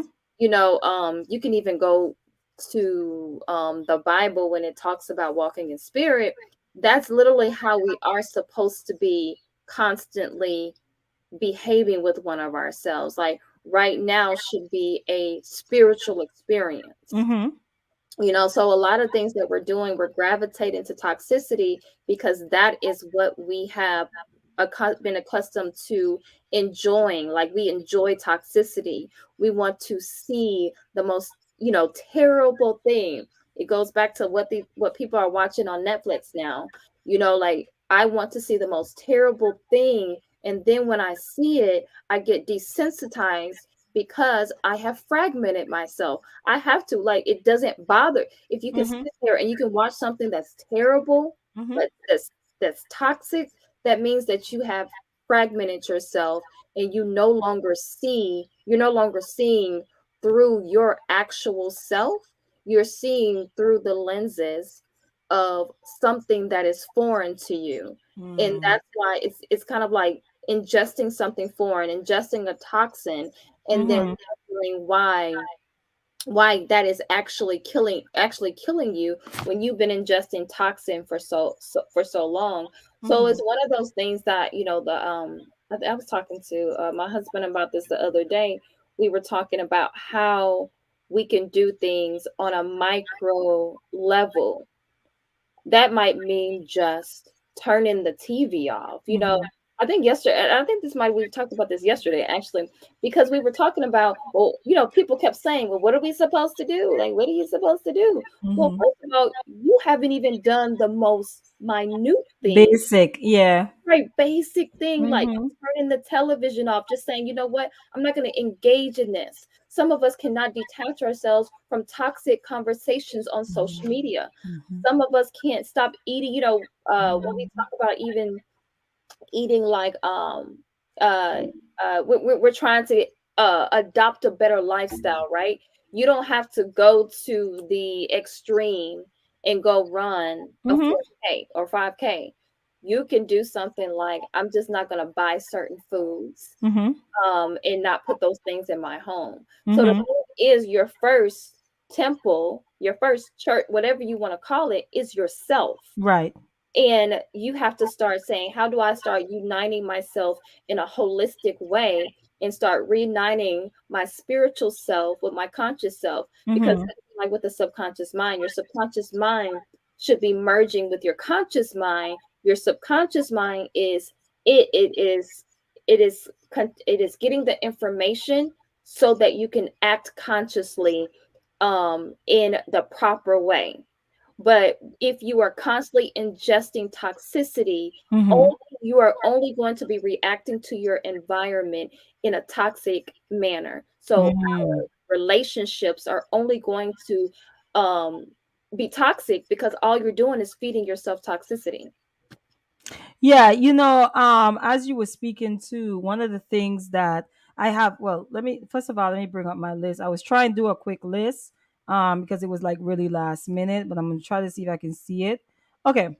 So for me, the first one I put like is understand that we are not being watered upon because we are black, but because they are white. Mm, I think that's very important for us to understand because yeah. black people tend to internalize like something is innately wrong with us because we are black. Like a lot of what we talk about that when we talk about maladaptive behaviors, right? Or the way that our people adapted to their environment, and Mhm. so that became a part of eventually becomes a part of your identity. Right. Dr. Amos Wilson in the book talks about it's sort of how we know just by the way someone talks, the way they dress, right, the way they move, we kind of have an idea of where they're from, Mm. right? Like when we see some people we be like, oh, they hood, Right. right? Right. Okay, because your environment doesn't just exist outside of you, it exists within you too. You are an expression of your environment, right? Right. Your environment creates or shapes your identity, right? And so what happens a lot of times is that you will hear black people in these conversations and it becomes a thing of they start throwing out the stats and stuff like that. And if you are just a listener, uneducated, not read, maybe you're 20, you're just getting into your consciousness, your self-awareness of self. Maybe you just exit high school and now you're trying to educate yourself. You're trying to gain some knowledge yourself. You enter into these social media spaces and you hear other black people talking about blackness. And the way that they talk about it is almost that we are innately violent.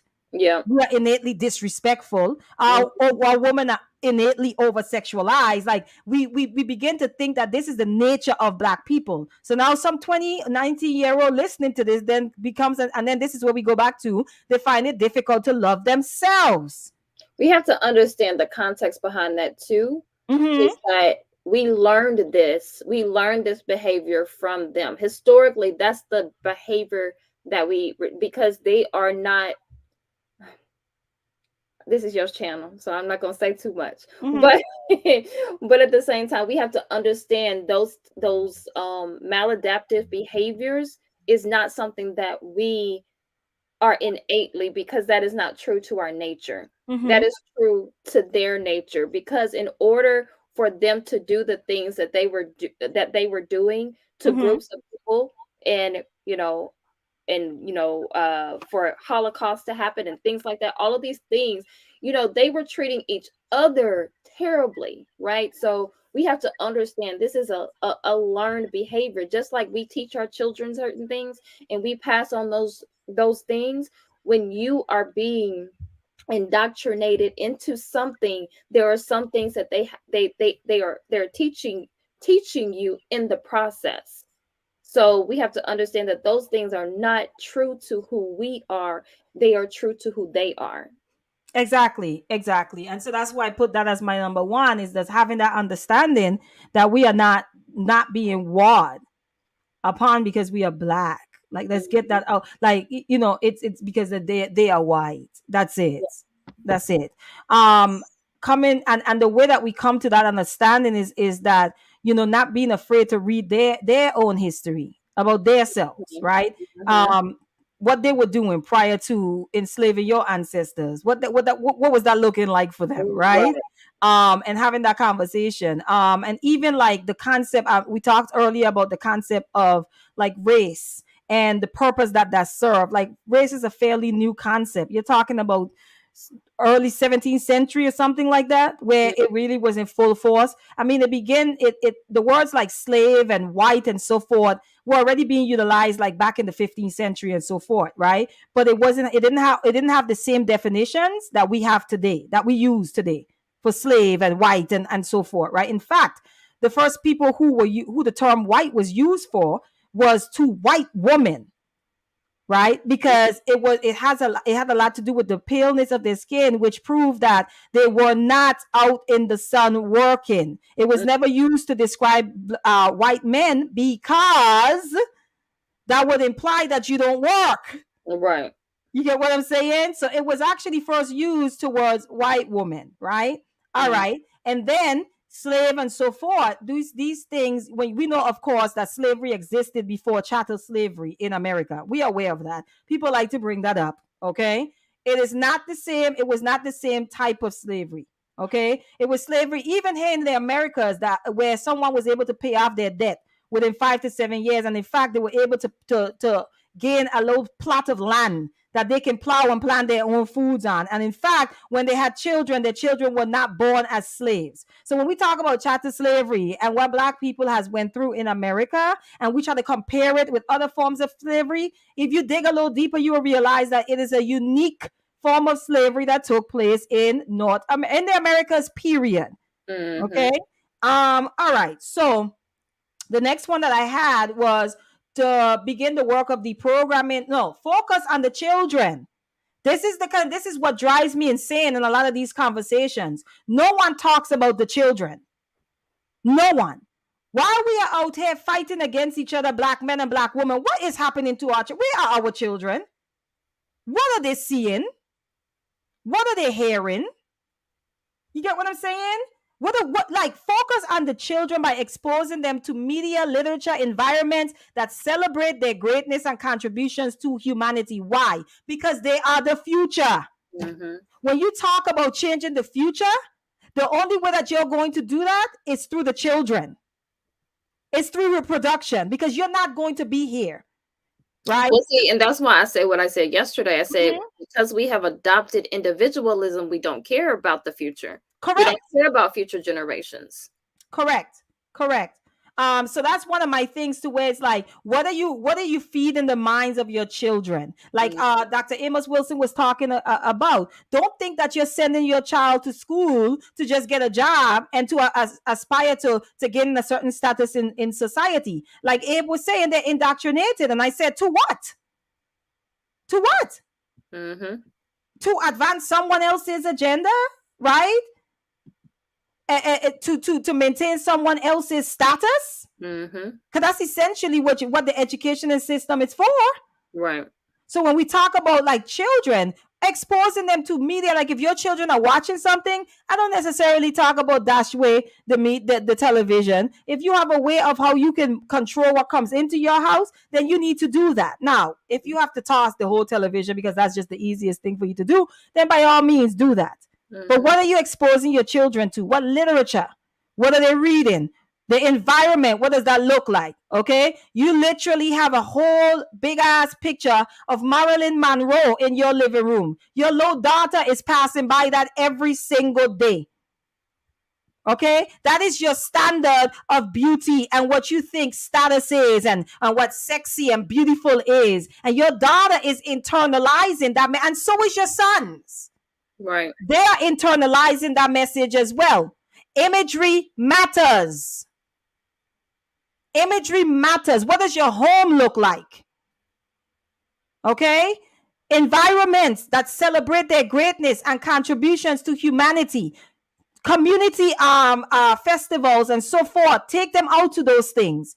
Get them around other African-centered or African-minded people who are about the liberation of their people, whose children are also being raised the same way. Find hubs, connect. This is some of the ways that we tackle this on a small level, on a small level, on the level that we can control. Because I know that when we talk about the white domination and white genetic survival, and it just seems like a Goliath. Because when we speak about it from the macro, it can be paralyzing, it can be scary, because it's this huge machine, and you're talking about, how am I supposed to go up against that? But the first thing that you have to do is that giant, you have to first get that giant out of your mind. Mm-hmm. Because if the giant is in possession of your mind and occupation of your mind, you will never fight the giant, because the giant owns you. The giant rules your mind, and therefore they rule your body and rule your behavior. And if they rule your behavior, they rule your homes, they rule your household, and therefore, by extension, they rule your children. Mm-hmm. Especially women. They had a whole conversation yesterday about whether women are the teachers or not. And for the life of me, I could not understand. How can you say women are not the teachers of the children? How? So we just had to lay down on our back then? That baffles me, because I'm saying, okay, so you're leading, you're the workers, and we're not teaching. So if you are busy working and do it, don't make me do it. But if you're out, like you said, providing and all of these things, right? And the woman is at home, sir, whether you like it or not, she's teaching your child. Right. Whether you like it or not, she is teaching. In fact, forget about the child being born. She's teaching your child from the womb. Mm-hmm. There's conversations being had. There's things that your child is being exposed to while they're in the womb. Women are the first teachers, and I love to say they're the first God of children, period. Because when we talk about God, we talk about God providing, protecting. Right. You understand? So the next one I came up with is, let me make sure I shout out people, because I saw a few people come in. Hey Simon, thanks for passing through and showing some love. And I just see, hey, knowledge and relationship. I see you guys have a nice little topic. I might swing by today. I don't know. But peace to you, knowledge and relationship. Today is Friday, my aunt. So I might pop up on some people panel, depending on how I feel. Let me see what the conversation is about. All right. So the Not next one divesting. is, huh? Not divesting. No, I said depending on what the conversation is about. I'm Did you just playing. look, did you hear me? All right. So the next one I have is begin the work of deprogramming ourselves from the inferiority projected onto us.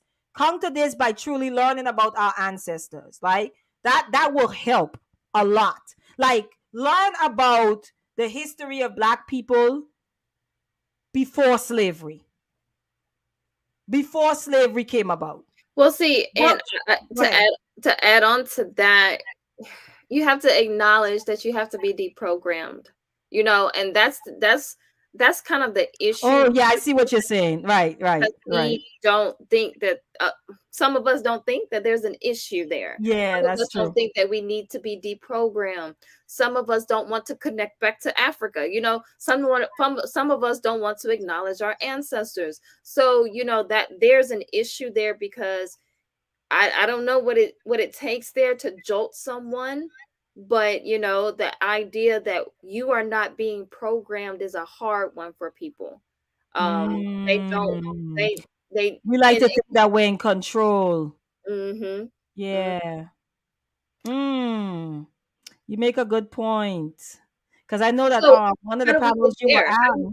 Yeah, how do you get to get there? And do you even try? Do you even try to get to a person who doesn't? Because it's like to me, it's Well, like the exit. I could speak from my own experience. Mhm. What helped me and still continues to help me Mhm. is studying. Is studying, like I say, you can start with Dr. Im, and I'm gonna go back and post the list of the books. You can start with all Dr. Amos Wilson books, all of them. By the time you done, by the time you are finished, okay, there will be some layers peeled back. Trust me on that, Yeah. because he is a psychologist, so he is and that's really where the fight is. The real war is here. Mhm. We're not fighting the war outside until we can fight it in here. And a Right. lot of us is from what you're saying, we don't even want to fight it in here. We're in denial that it's even taking place there. Mhm. So I know on the one panel you was on, look, I almost said the divester panel, but on Umawale's panel, because it's not the divester panel, but the Umawale's panel, you was talking about that, like, do you were asking the one sister, do you feel that you are um programmed? Mhm. And so I get what you're saying, my ad, that how do you talk to a person about deprogramming who wouldn't even acknowledge their own programming? Well, it reminds me of the Matrix. So in the Matrix where the computer programs Mm-hmm.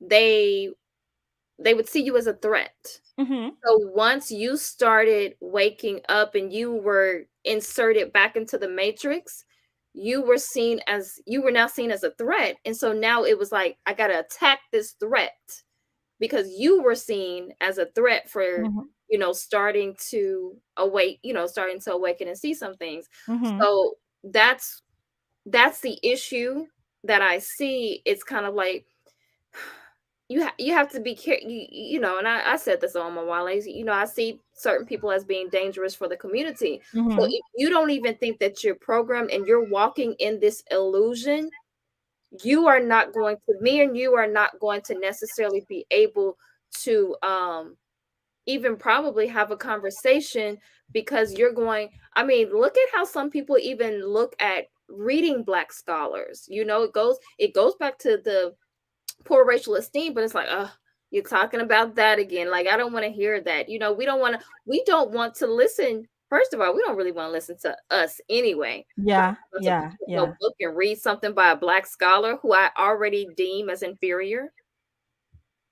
Well, you know what, my aunt, like, okay, so let's unpack this. Let's unpack the programming piece. All right. How are we programmed? How does programming work? Is it not through repetition? Yeah, it's through repetition, education, images. So Um, deprogramming must be the same way, that's true. Hmm. But if I, right? but that's what I'm saying. Like, if you don't think you're programmed in the first place, can you, like, if you don't, because I think it's some, The answer is no. right. The answer is no to that. So Hmm. I'm saying the people who this is for the people who know something is wrong. Okay, This got you. is for this is for the Neos in the last Matrix, that the last one that came out, where Right. he's working at that job and he just feels out of place, right? He just feels out of place when he sees Trinity and she's living her own life with her children and her husband, and they meet in the cafe thing, and they're like, okay, we feel like she feels like something is off, Yeah. right? This is for the people who they have come to the point where it's like, okay, the way that I feel about myself, I recognize that I've been lied to. Hmm. And there are a lot, believe it or not, there's a lot more people than we think Yeah. that feels like that. Oh They yeah. just don't know where to start. Hmm. And so for me, that's what I asked the question: how does programming work? Programming works, like you said, through repetition, imagery, media, all of those things. So deprogramming must work the same way. You have to counter what's already there. Right. So that means that it's going to mean, like, you can't just say, I'm going to read one book. Hmm. And that should do it. And then you read one book and it's like, why don't I feel any better? You know what Hmm. I'm saying? No, you have to continue to study. Go ahead. Yeah, because it's even instances where we have shared certain books with people Mm-hmm. who you're trying to help, so you share, you share your knowledge, and they don't get from it the same thing, but that goes back to frequency, right? So if you're vibrating at a certain frequency, then you're able to intake certain knowledge, Mm-hmm. or you're able to intake certain things. So we have to also understand that. So if I share knowledge because I'm on a certain frequency with you, and you're not on that frequency, it's going to be hard for you to take in. Because I think at the beginning of my journey, I'll be like, why didn't that hit them the same way it hit me? Like, so I think we have to understand that too. And people wake up at different Yes. times. Yes. Exactly. And I'm glad you said that. Like, you have to honor people's journeys, Hmm. right? And you also need to use discernment. Like, I often say, sometimes I'm in conversations and something come up, and I could tell whether the person is ready to tackle this conversation or not. And the Right. issue with some of us is that we are able to discern and recognize it, but we still won't fall back and give space, Mm. because we want the outcome that we want right now. Like, Yeah. we want them to awaken right now. And you know what happens when you pull someone out, they sleep too fast, right? Yeah. Okay. So you don't want that. You have to allow people to wake up on their own, at their own pace, at their own time. However, if somebody's seeking information, they're already there. They're already there. They're literally saying, my aunt, like, I don't know where to start. So you already know, okay, first of all, you gotta go through the deprogramming process. Now, Hmm. all of us I'm still going through it, right? And where does that start? It starts by, how were you programmed? Through repetition. Then, Hmm. because programming is not in itself is not bad, because Amos Wilson talks about that. Hmm. When he talk about educating your own children, you are literally indoctrinating your own children towards their own interests. Hmm. That's technically what you're doing. You're educating them towards their own interests. It's no different than what the school system is doing. Yeah. If you can be whitewashed, you can be blackwashed. There you go. Correct. So the repetition piece, I think, is for those people who they're at the beginning stage of seeking. Hmm. You get what I'm saying? I remember my seeking days. I was young though. I was a child. I was like 12 or 13. I remember my seeking days, and the beginning stages of that, my aunt, you are like the little caterpillar. All you want to do is eat, eat, eat, eat, eat, eat knowledge, eat knowledge, eat knowledge. You just want to acquire knowledge, acquire knowledge. You're just hungry. And that's why I always compare it to the metamorphosis, like, phase. you know what I'm saying, experience to where it's like that's all a caterpillar is here to do. A caterpillar is not here to socialize and hang out. A caterpillar is literally here to eat itself into its cocoon. Mm-hmm. That is its sole purpose. And then that cocoon protects it while it transforms based on what it has already, the nutrients and so forth that it has consumed. This is us. Because there comes a stage in our journey where you have to go beyond just acquiring knowledge to now actualizing it. And sometimes you gotta go in the darkness, you gotta go in the shadows to develop your wings for those parts of yourself that is ready now to come forth using the information that you acquired in your caterpillar stage. Mm-hmm. You see what I'm saying? And so when I'm talking about deprogramming, this is for people who have reached that point. They reached the point of, oh my, I'm a caterpillar. Mm-hmm. Mm-hmm. So now you just want to eat. You're hungry. And like I said, that started pretty early for me. And it continued through my entire teenage years, well into my 20s, until I ended up going into the church. And then my Black studies went on pause for about 10 years. You know, and then I picked it back up in my 30s. Do you get what I'm saying? But Right. those seeds were there. So that's the deprogramming piece, is the people who say, wow, we aren't inferior. Like, this is just, they could have just read something or they heard something on Lima at, and it just hit them, boom, like a bricks. And now they can't shake it, and it's like, what? So we're not inferior? You get what I'm saying? And then it starts there. And all of a sudden now they're talking about, getting more knowledge. That's the deprogramming process I'm talking about. And that's where I put in here study. And in that studying, you begin to rehumanize yourself. Right? Mm-hmm. One of the other ones, let me just check the chat to see if anyone is saying anything. Inya had said something before I moved on. She says, I do struggle with connecting with Africa because honestly, I don't know where I'm from in Africa. There are so many nations in Africa, so I have a tough time with it. And here's the thing. Here's what I say to that, Matt. You can speak to that as well, if you want to. I know I hear this a lot, and the reality is this: you don't have to know where you're from in Africa in the beginning stages of your journey to start the process of deprogramming. You just know that you've been lied to. Mm-hmm. You probably will eventually get there, right? If you are to even get there, is my point. So the deprogramming process doesn't have to happen. Like, you don't have to connect with Africa to deprogram yourself as a Black person in America. So yeah. And I was gonna say something similar to that, because I think that is that's kind of something that we have been kind of taught on this plane, or on this soil, to have like this what is the word, like we want to have this loyalty to something.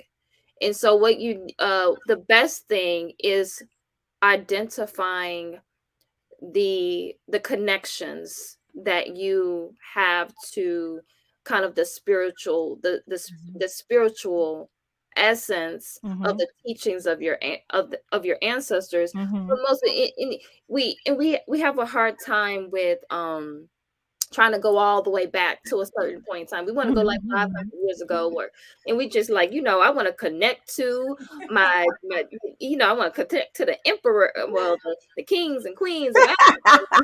And you just like, like you can connect to, somebody who's like, down, a couple generations away, even if the grandmother whose lap you sat on. Right. Or your great grandmother or whatever, connecting kind of to that.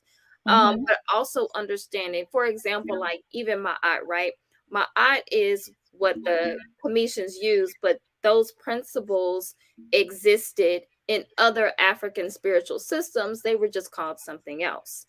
So a lot of times we got to understanding, how to connect to the essence. You don't have to know that. I don't know my tribe either, right? So it's more of connecting to the essence of things that permeate all through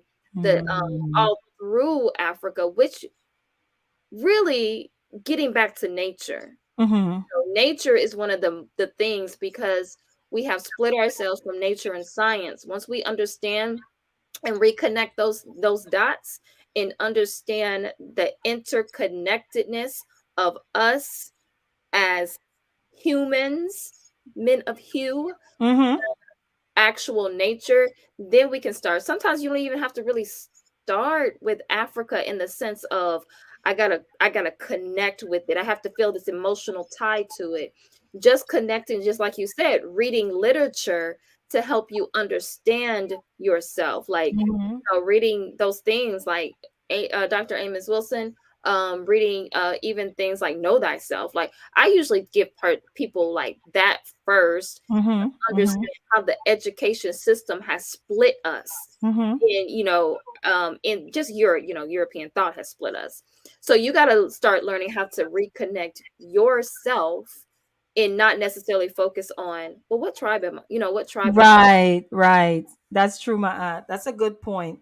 That's a good point. Inya, I hope that you got something from that, from us trying to respond to what you said. But there was something else that Inya had said, but Simon said inherently we have been disconnected, and I don't want to go too deep on this. But thanks, Hanifa. Thank you, Simon. Thank you for your input, and I agree with you.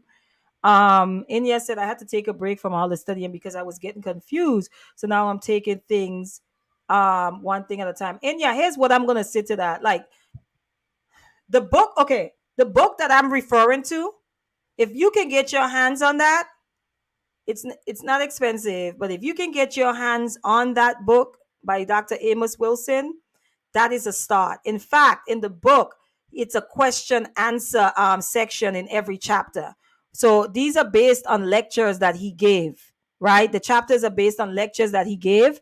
And so what happens is someone is allowed to ask a question, and you'll see them ask the question in the book, and you'll see his response to those questions. But generally, it's really just these are just this book is just a accumulation of lectures of his on various topics. But it's a really, really good book. I would say you could start with that one. Actually, there's a smaller one of his that I was like, yo, I'm gonna tell you which one it is right now because I have all his books listed on the flyer. Um I gotta go back to the beginning, but there's one and it's really thin. It's really, really thin. You know what? Let me run and get it. My ad, bear with me. I'm gonna run and get it real quick. okay.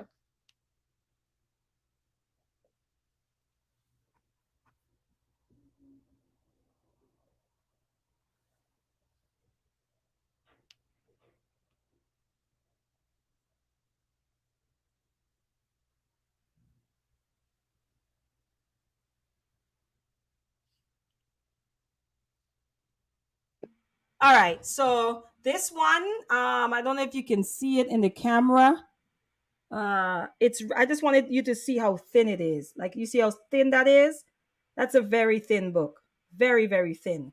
So the book, this one here is called The Falsification of African Consciousness, right? It's called Eurocentric History, Psychiatry, and the Politics of White Supremacy. Now, this book here is actually, I wish someone had told me to read this book first out of all of his books. I'm going to be very honest with you. Um, it's a short read, but it's a powerful book. So it's called The Falsification of African Consciousness by Amos Wilson. I have all Amos Wilson books, but this one here, I was like, I wish someone had told me to read this one first, to be honest. So even that, this one is a good one to start on Inya as well. Just get like he have some smaller books and then he have thicker books. Um, but this one, it's all marked up. It's all marked up. Like seriously, this is one of hands down one of my favorite books of his. And I know I said that about the first one, my aunt. Don't judge me. I love Dr. Amos. I love him. I used to listen to his lectures all the time, and then I eventually got around to getting all his books. Okay, so let me finish up this, my aunt. So moving on, we talk. I put down work with other like-minded people who are focused on liberation versus assimilation. Um, build small first. You see what I'm saying? Build small first. So Mhm. this is something we talk about. We talked about as well. My ad is like you might not be able to accomplish certain things on the macro level just yet, but Mhm. begin to try to build with like-minded people on the micro level. Connect with people that are like-minded who are, maybe they want to start a community garden, right? Maybe you guys have a garden, shared garden in somebody's backyard. You're growing your own food. Maybe you guys are sharing in the responsibility of homeschooling the children. Maybe the husband or the wife of that family, they're able to teach the children science, whatever that is.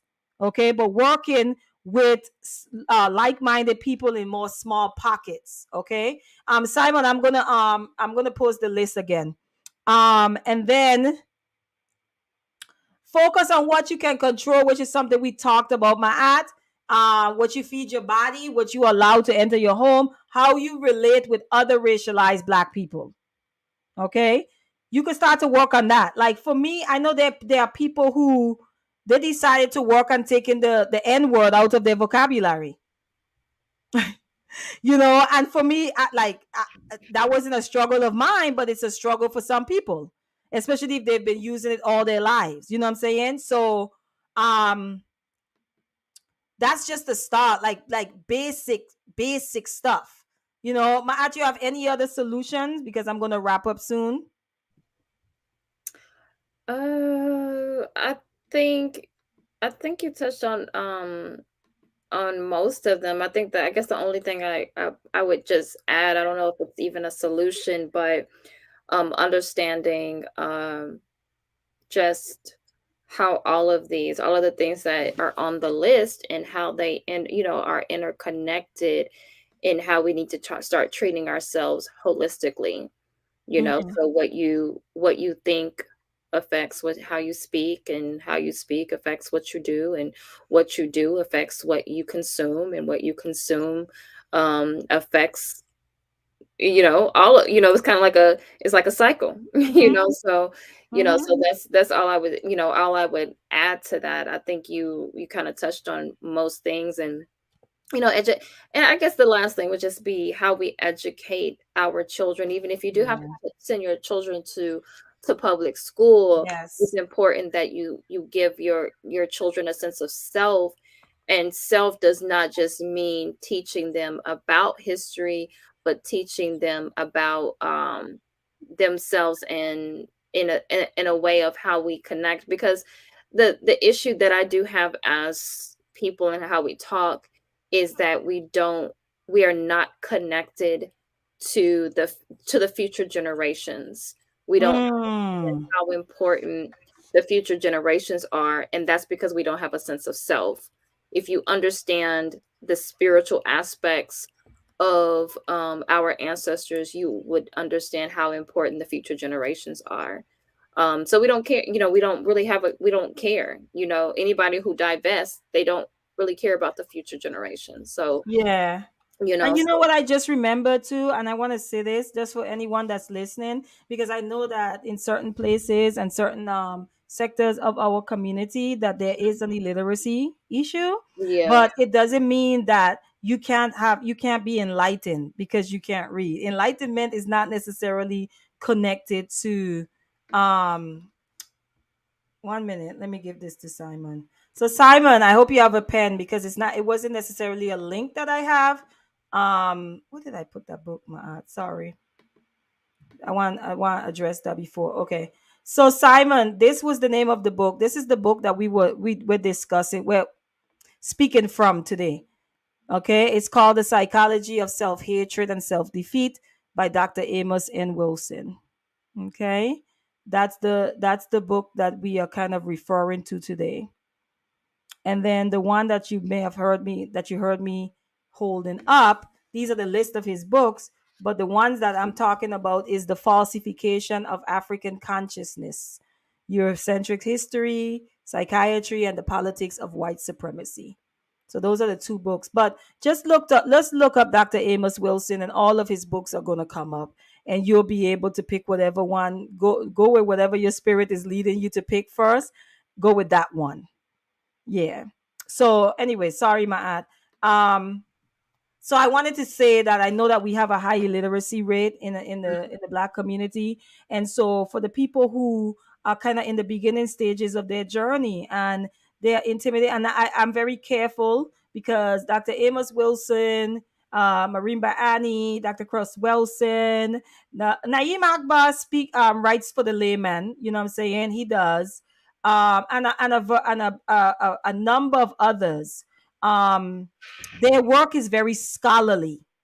And when I say very scholarly, I'm talking about 5 syllable words up in that joint sometime, okay? Where you'd be like, what?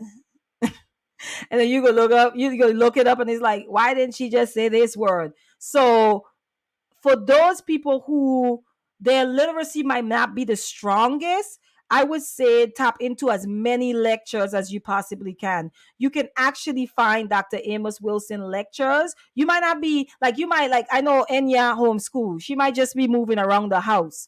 You could just listen to his lectures. There's a ton of them on YouTube. A ton. Dr. Chris Wilson. You can listen to those lectures. So I don't want you to be intimidated with books, because sometimes if you're dealing with illiteracy, you could see the size of a book, and it could just, like paralyze you, and so you end up just not reading. And so if you're good at maintaining information, hey Ashan, if you're good at maintaining information, um retaining, not maintaining, retaining information, because a lot of people who are illiterate are good at retaining information. Like they're literally what is it called, auditory learners. Like they learn by listening. So if you could listen to some lives not lives some lectures on YouTube of some of these great minds and take notes, that is still you studying. So when we say study, I don't want you to just think that we mean just grab books. I like to read. So I prefer to read. I learn better by reading versus just listening. So I just wanted to put that out there, because I think sometimes we talk about studying and so forth, and we don't consider that there's a lot of our people who are dealing with illiteracy, a lot of our people who did not finish school, you know what I mean? And that scholarly work would just intimidate them. They won't even get past the first paragraph. And I try to bear that in mind as much as I possibly can. One author who I know is what do you call it? A scholar, but he writes for the layman. In fact, he's intentional of writing that way. He does it on purpose. Is Brother Naeem Akbar. I'm gonna put his name in the chat for you guys. I hope I don't jack his name up. Ugh. Is it a H in there? I'm just gonna put Akbar. But anyway, Naeem Akbar is also another person whose books you can buy, and you probably have a better chance of like understanding those. But again, don't be intimidated, because I'm talking about reading. You can still study by listening to lectures. There's a ton of people. Bobby Hermit barely have any books written. Most of his stuff is through lectures. And the people who call themselves students of Bobby are people who listen to his lectures, people who sign up for his classes to sit in and listen to. So I just want to encourage the people who might be like, where do I start? And no, I'm not reading that book. I can never get past the first sentence. I'm bored. So I just wanted to make sure I mentioned that, because that's important. And the last thing I also want to say is really consider the people that we're putting before our children.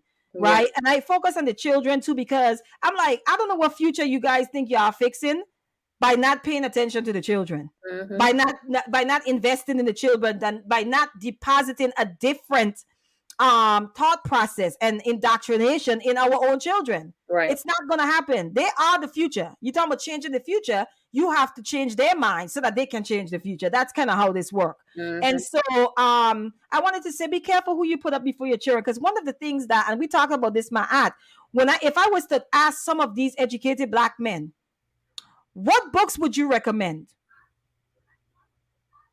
All the books they would give me: The Richest Man in Babylon, Rich Man Poor Dad, Poor Rich Dad Poor Dad, Mm-hmm. The Art of War. I know it's nothing against the Art of War, but none of the books have anything to do with revolution. None of it has to do with psychological liberation. Mm-hmm. None of it has to do with working towards your own self-interest as Black people. None of it. Right. And these are the books that our people are reading, the educated class. And it makes them feel, oh my, we didn't even get into that part. It makes them feel real special because they're well read in white literature. Mm-hmm. So even who we put before our children is important. I was asking my husband yesterday, where are the children that aspire to be a Malcolm X? Where are they? Right. You get what I'm saying? Where are those children that aspire to be revolutionaries? Where are they? And a part of it is we would rather put rap artists, basketball players, football players before our children. Mm-hmm. Prop them up before our children. Glorify them. Pedestalize them. And so if your child is like, oh, this is what my mother liked, this is what my father liked, they're false gods. Right. Then this is what I want to aspire to. Because let's be clear, our children, when they're young, it is all about pleasing us, Ma'at. Am I not right? Mm-hmm. They have their own minds, but at the end of the day, they do not want to disappoint you. That's right. That's right. And so if you're setting the path and you're showing the example of this is what's important, this is what you should aspire to. Why are you guys surprised when the only goal your child have is to be a basketball player? Right. Why are you surprised when you sent your child to predominantly white schools their entire life? And you wear them being one of the two Black children in their school as a badge of honor. Mm-hmm. Like you're breaking down some barrier somewhere. And you wear it as a badge of honor. And then their whole entire education, they were like one of the 2 or 3 or 4 Black children in the school. And then they graduate and you expect them to marry a Black woman? Mm-hmm. Or even be able to connect to a Black woman, to even understand a Black woman. Why? Because you think because you're his mama or her mama and you're Black, that automatically means that that's what they're going to desire? Right. But they're watching you, breaking your back to make sure that they have close proximity to whiteness so they know what you value. Mm-hmm. And our children adopt our value system until they could create their own. And then they get to college and we're like, oh my gosh, why is my child such a coon? I didn't raise you like that. Yes, you did. Everything that you did for them to make sure that they had to do with their proximity to whiteness. Yep. And so therefore they have inherited your value system. They have internalized your value system. I was just talking to my husband, like, where in the world are these people who aspire to be these revolutionaries? Because, and not only that, where are our scholars, Ma'at? Right. Where are the young children that looks and say, yo, I want to study psychology from an African perspective like Cress Wilson? Where are those children? Mm-hmm. I want to be a scientist like this particular person towards the advancement and interest of my people. Not go and study science so I can go and work for NASA and create freaking weaponry to go and bomb people over in Palestine that look like you. Or people on part of the continent, people that look just like you. Why? Towards what? The expansion, the advancement of whiteness. Mm-hmm. You took all those years, you took that good education your children, your mother and father paid for to go and use it towards the interest of another people. are people that dominate you. Absolute, you just do it. Sheikh Anta Diop, where are they? Anthropologists. Mm-hmm. I agree, Enya. We are. Our people need to wake up. You're not going to change the future by doing things the same way. It's not. You want things to be different, then you're gonna have to raise your children different. Yep. You know the educational system is not gonna teach them about their self. What you about to do about that? Are you gonna complain about it all day? And you concerned about, well, I'm at every PTA meeting. I'm at every PTA, and that's enough. Mm-hmm. You're proud because you one of the 5 parents at the PTA meeting. Towards what though? At the beginning, at the end of the day. So I wanted to make sure I mentioned that part. Who you put before your children is important. Who you glorify, who you pedestalize is important, because that is who your children will pedestalize. Your daughter likes name brand clothes because that's what you value. Correct. Your sons always want the latest Jordans because that's what you value. You started buying them Jordans from the time they were 1. They were barely walking. And they had to buy them 6 months later. Thank you. They never had a year without Jordans, my aunt. They've had Jordans. You'd be like, when did you start wearing Jordans? Oh, since I was like 10 months old. And now you wonder, oh, why these children are expensive. That's you. They've inherited internalized your value system. Mm-hmm. That's what it boils down to. So that's the last thing I wanted to say. Like, who we put before our people, our children matter. Yep. Because that is who they're going to aspire to become.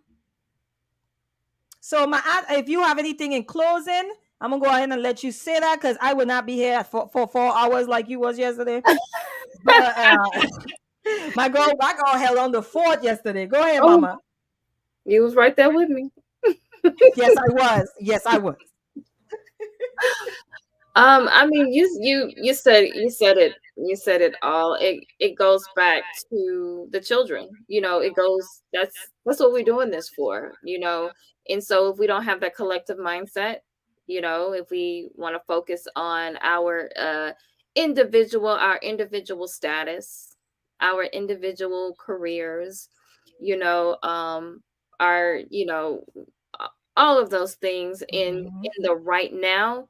It doesn't matter to the future, because our values are connected to those Eurocentric values. And as long as we hold on to those values, then that's what our kids are gonna, they're gonna be their values, and they're gonna have their morality. So when you see something happen in the Black community, you're desensitized to it, because their morality tells them that it's okay.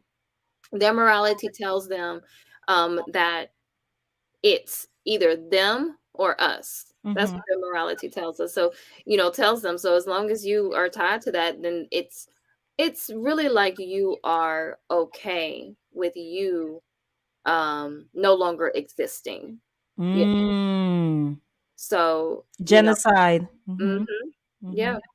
So I think that we have to start understanding, and I think that those of us who get it, it's important for us to spread the truth. Nah. I'm divesting, but go ahead. Nah. But I'm saying what you're doing right now on your channel, right? Okay. Like you're speaking truth, and what's the saying? What did Jesus say? He said, "Those who have ears to hear, let them hear." Okay, Jesus. All right. Shout out to Nazareth. Okay. So you're about to get in trouble again. So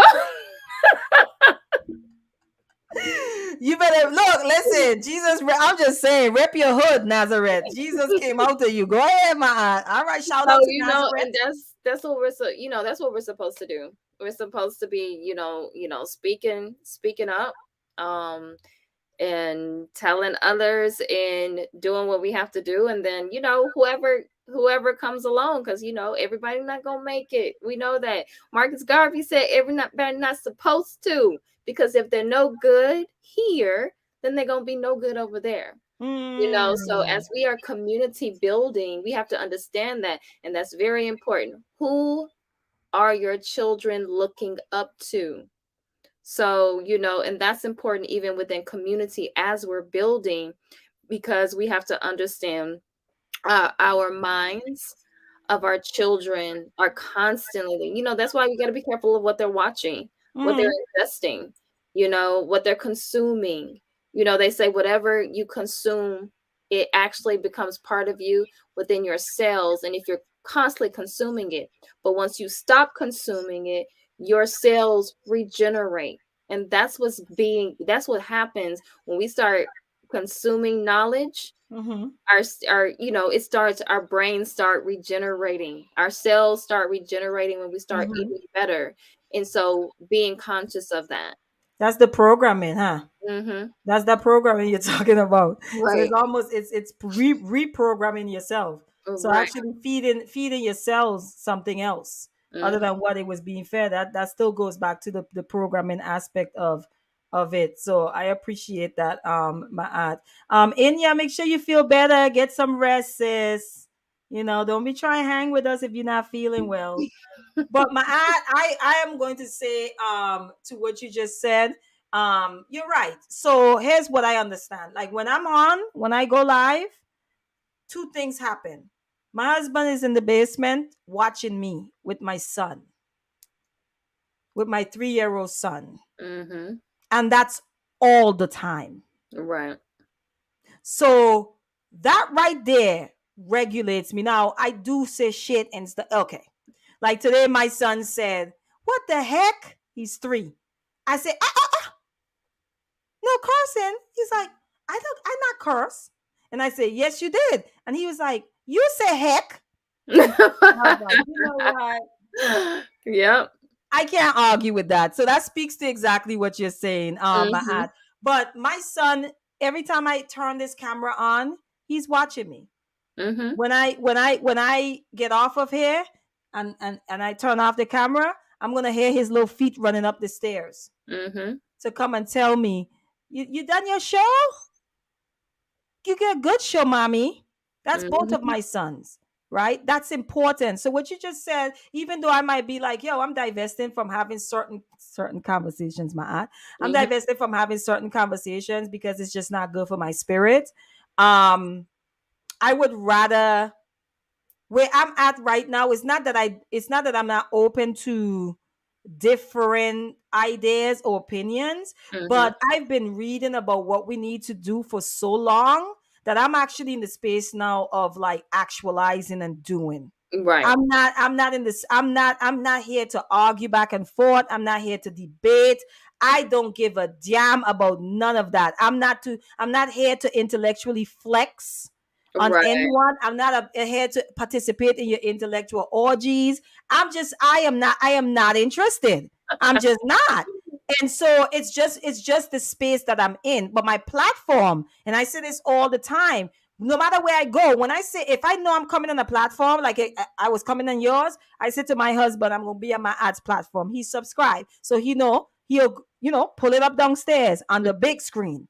And I know my children are watching, and I know Right. my husband is watching, and I know that if it's something that I set out of pocket, he will pull me up on it. I do not represent myself when I enter this space. I don't just Mm-hmm. represent me. I represent my family, and that includes my mother and my sisters who come here and say hi every single time we go live. I ain't see them today, but they usually come in and say hi. I Mm-hmm. represent them. I represent my ancestors. Correct. All of this. So I can't come into these spaces and speak recklessly. Not Right. only that, these things are recorded, they're Mm-hmm. documented, right? So if your child decides to say, let me go look up mommy. Mm-hmm. Which they will do. Mm-hmm. Yep. What happens? You get Mm-hmm. what I'm trying to say? What are they seeing? Are you up there degrading black men? Are you up there degrading black women and calling them out their names? What is it that your children gets to see about you? Because Mm-hmm. this is documented. So Yep. I know I was like, nah, my aunt, y'all could go ahead and preach the gospel. You know what I'm saying? And yeah, I'm a leader for y'all. But it's not necessarily the preaching the gospel piece. It's just like I'll stay in my own space and have my conversation.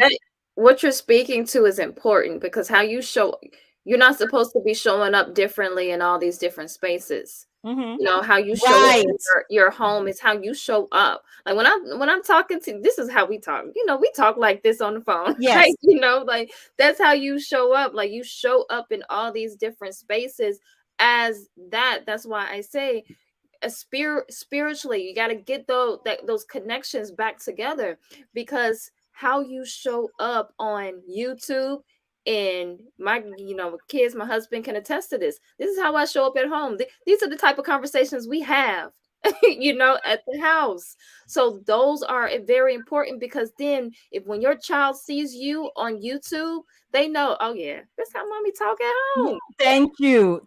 And to the point where my 3-year-old, he raps, right? Like he calls himself rapping, and it sounds like gibberish. But you know what I catch in those raps? He says, the black woman, the black woman. I'm like, oh my God. Yeah. All the time. And I'm like, okay, he's paying attention. And because we have those conversations in the house as well. You get what I'm saying? Like his dad and I, we have these type of conversations in the household. You know, how do we work towards our own interests and advance our own interests? What do we need to do as a collective to work together to make sure that our children take on that mindset and takes that torch on, right? So it's not just me. Hey, Simon, you know we're closing out, but what you gotta say? Yo, sorry. Step out of the darkness. You're fine. That's one of the discriminatory points that they have with us. No. The thing is I just got to pause for a second, because you brought a lot. Like you really did. I originally was just chiming in on your original topic was confronting our poor racial esteem. So when I sort of tapped in, it went off somewhere else. So what did you mean by that? Tapping into our poor racial esteem. Oh, no. It's not tapping into poor racial esteem. The title is about the white man's, like there's this saying, the white man's ice is cooler. There's a saying. And all it's saying is that it's, even though it's still ice is ice, no matter who's in possession of the ice. But there's this idea that anything that the white man is in possession of is always better. So there's a saying here. I don't know if you guys have the same saying, where it's like the white man ice is cooler. So it's about and then I put what is the word I use? I don't want to say facing, or it's not facing. Confronting our poor racial esteem. So poor racial esteem, At and I, we talked in the top part of the live what that is. And to esteem something, we know what self-esteem is, right? So esteem is just to put something in high regards, to have an admiration and a respect for. So when people talk about high self-esteem, that means that you hold yourself in high regard. You have a high level of admiration and respect for self. So when we talk about poor racial esteem, what we were discussing today is just how that affects other areas of our life. How we in comparison, in comparing ourselves to white people, and how we see white people, how we pedestalize them in our minds, by the way, in our minds, and how that shows up in our everyday life. And so it wasn't tapping into poor racial esteem. It was addressing, confronting, facing our own poor racial esteem. How we see black people, how I see you as a black man. When I see you as a black man, what comes to my mind? Do I think that you're weak? Do I think you're emasculated? Do I think you're a deadbeat father? You get what I'm saying? Do I think that you are a bum living on your mother's couch? What comes to my mind when I see you as a black man? Because and that's determined by my racial esteem. And if I have poor racial esteem, I cannot think that highly of you as a black man, because in general, I think poorly of my racial group, which means that I think poorly of myself. That's kind of interesting. Mm-hmm. Why I say that is because I've dated a white woman before. Mm-hmm. And what you just stated right there was how her father looked at me when we went to lunch. Mm. How did he So look at you? he looked at me in exactly the same way that you stated. Like, so Oh. it was like, you know, who are you? Where are you coming from? Oh. You know, how are you gonna treat my daughter? How are you gonna do this? Because the reflection that the black community has on the white community is poor, to be fair. Like like, so when you see black women walking around with white men, Mm-hmm. there's this thing that goes on, and it's the same thing in terms of where you see black men walking around with white women. Mm-hmm. So as a black man that dated a black woman, white woman, I'm sorry. What happened was there was a thing where the father would not accept me from the outset. Mm-hmm. So there was a problem, and that was based on my image. He didn't know me. He Did didn't know. you I have a question to that, Simon, if you don't mind. How were you able to differentiate whether or not that just had to do with the protectiveness of a father versus you being a black man? How were you able to differentiate between those two? How do you know it wasn't just that he was being protective, like he would have asked any man that question? Because I had to lean towards myself because I was a parent myself. So, and it came back to the things you were talking about earlier in terms of I have children, I have a daughter, I have a son. And the way I would approach it would probably be a bit different. But the way he approached it was cut off. It was very like, you know, it was like not even giving me a chance. It was like, and I understood it from a perspective because he was the father.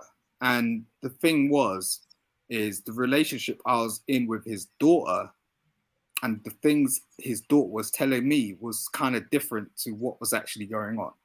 Because that's the father-daughter relationship. The father provided everything for her.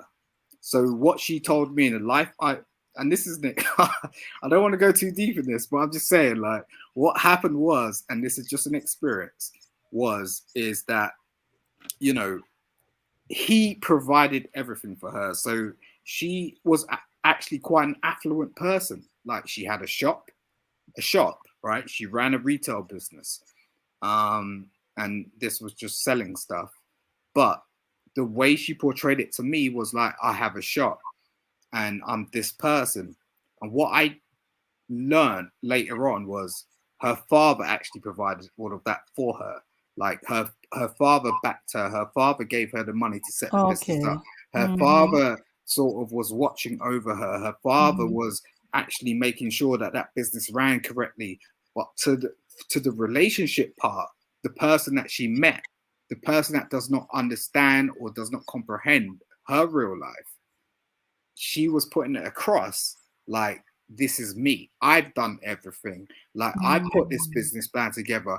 I've you know, so it's just like, so when I stepped into the situation, it became a problem because, you know, we sat at the table and her father was looking at me in one way and she was trying to portray herself in the same way that she will portray herself to me in private, in a commercial situation. And this is the thing that I think we need to get away from. We need to be really real with each other in terms of what we do sometimes, given the situation. We can become commercialized. Like, we could go out there and get a job. We can go out there and earn our PhDs. And I'm not detracting from our qualifications or whatnot. But it takes a real person to sort of get with a real other person to actually, and their families, to make something real. You know, and when we say real, I'm not talking in a sense of like keep it real, like rap talk. I'm talking like keep it real in a sense of, you know, I meet you, you're talking about something and I'm talking about something, and at the end of the day, we're on the same page. This is not a detraction from anything. The problem with relationships is you can meet anybody and become anything you want. And I know plenty of people that just can go to over to any country and do anything and become any type of personality they want. And then what they do is they build on that to a point where someone finds out something about the fact that it's bullshit, and it is incorrect, or something is amiss. And that's where the problems lie. And I don't really think, to be fair, with everything that's going on, even in this, I mean, these are new age conversations, and this is why I bless you, Hanifa, because it's like, wow, do you know what I mean? The things you're bringing up is some new age conversation. This is like new talk. And the thing is, not many people are comfortable with that.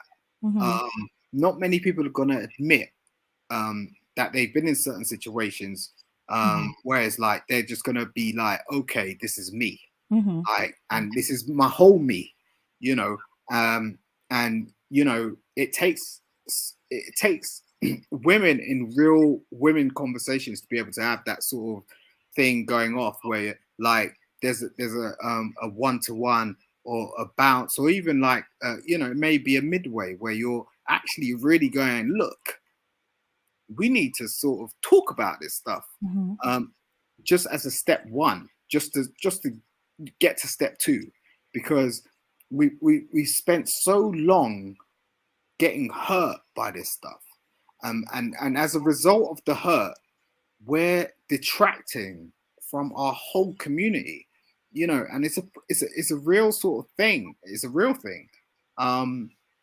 So yeah, I may sound a bit long-winded sometimes, and I do appreciate that.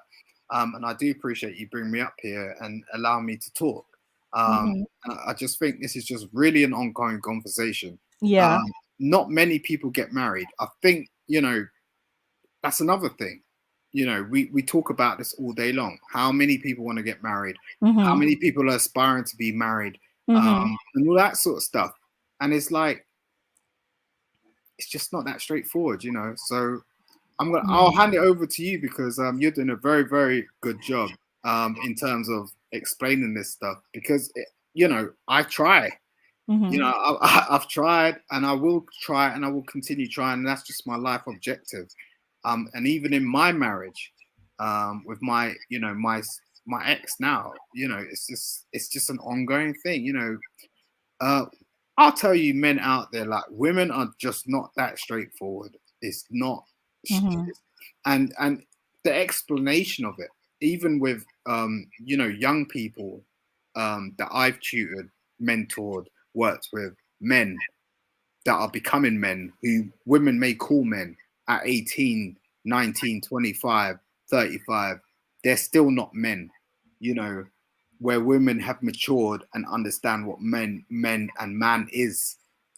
And it's a problem. It's a problem. Do you get what I mean? So it's something that it's just, I think it's just real, it's real interesting to just hear any of this stuff going out there. So thank you. I'm gonna continue to just listen, and if you're gonna let me come up, that's cool. I appreciate you, for real. Thank you, Simon, and thank you for your contribution to the actually sharing the story about your ex and her father. I appreciate that. I'm gonna get ready to close out. So my ads. Thank you, sis, Thank for you coming for and assisting having me. Yeah. And this was a good conversation. I put my little thing to center myself today, to make sure, as a reminder, to stay centered. So I appreciate you for coming and assisting me today. You want to tell the people what you got coming up? Yeah, so you can check me out every Thursday at 6 p.m. at My Aunt Speaks. I always try, tackle some issues within the Black community.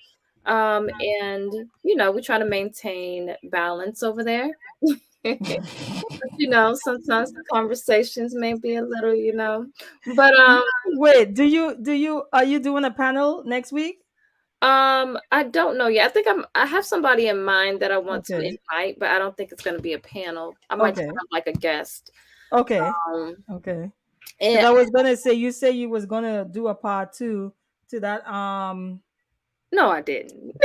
No, no, not that one. No, no, no. Oh, A long time ago in the oh, beginning. No, no, not last night. oh. Ashan, I see you down there laughing. Let me tell you something, Ashan. You play way too much. Okay, way too much. Yo, this is if it's anybody on the internet that I want to meet in person is Ashan. Because I'll be like, if I'm in Ashan's, I don't even know. I can't even remember where Ashan lives. But if I'm in Ashan area, I'll be like, I'm gonna call him on Facebook Messenger. Yo, I'm in your area. What you doing? Let's grab lunch because I know it's gonna be jokes the entire time. Cause he played way too damn much. Look at him. He's like never more, never. Anyway, so no. It wasn't about the thing. You had did this in the beginning. You had a religious Yeah, I do still plan on doing part 2 to that. Yes. girl. A year later. Well, it's not going to be called part 2. Okay. So next month, I think next month I'm gonna go into next month, like November, yeah. I'm gonna go into like spiritual conversations. Okay. So Okay. that should be one of the spiritual conversations.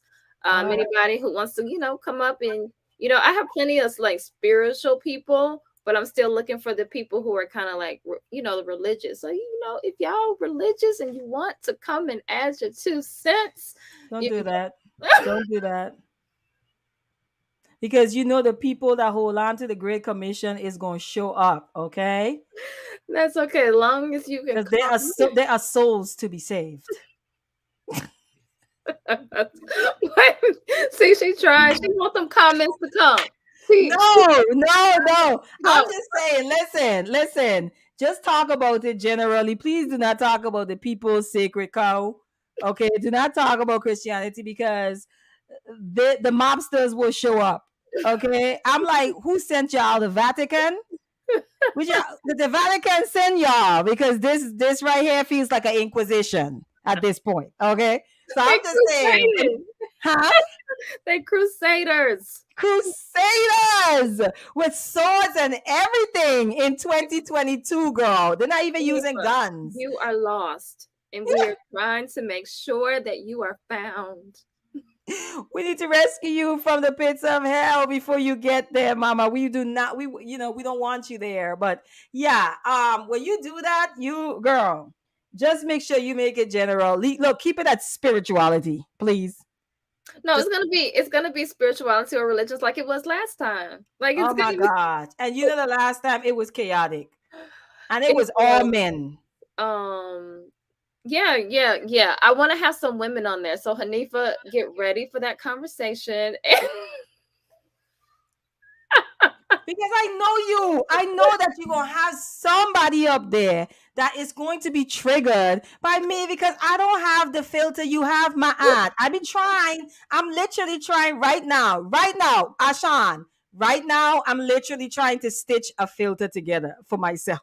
Well, those men who were on there, they didn't have filters either on both sides. On both sides.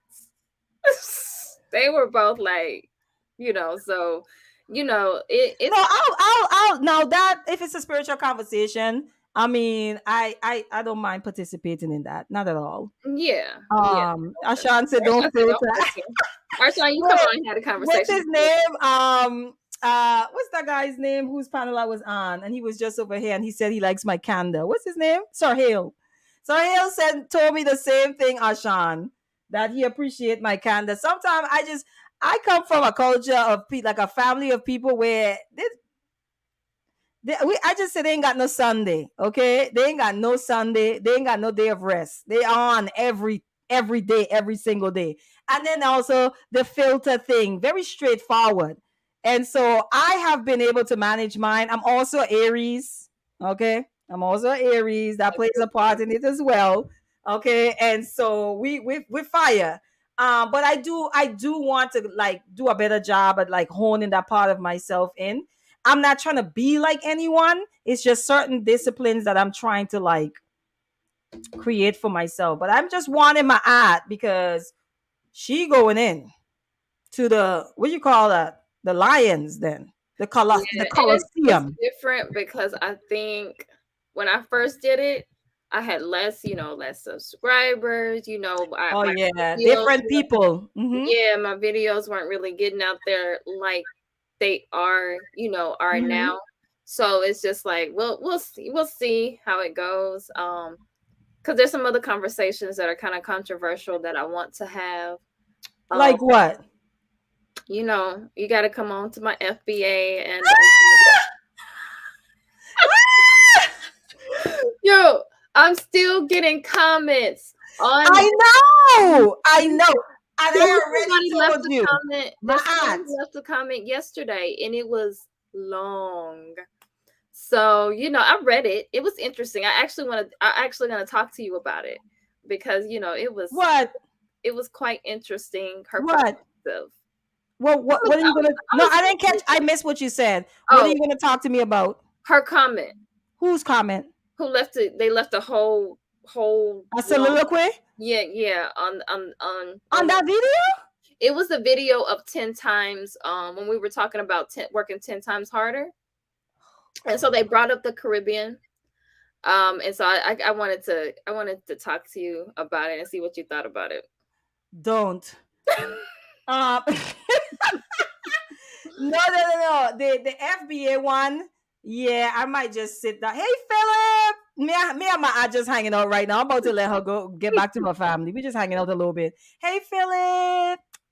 Peace. Ashan said he down for religion. Okay. All So, right. and I think Ashan would be good for that conversation. Mm-hmm. I feel like he kind of has a neutral position. Yeah, he definitely. Right. I'm more on the opposite side of like torch them. You know what I'm saying? Like literally. I really feel like that sometimes, for the most part. Because that's what they were doing to people anyway. But anyway, so no, the FBA one, I might just sit that one out. Yeah. I might just sit that because I know some idiot man is gonna say something. Yeah. That's just gonna set me off. I want to find some, and I don't know if they exist within like the FBA. People who are like really they consider themselves to be FBA. And they can articulate their reason why. Yeah, and be able to keep it balanced. Yeah. I feel like a lot of times it becomes aggressive, so I don't want that. Oh, and I could say this here. I'll tell you behind the scenes who you could probably tap into, but it's a woman. Okay. It's not a man, but I'll let you know behind the scenes. But like I said, my aunt, let me let you go to your family so I could get to mine. Okay. Thank you so much again.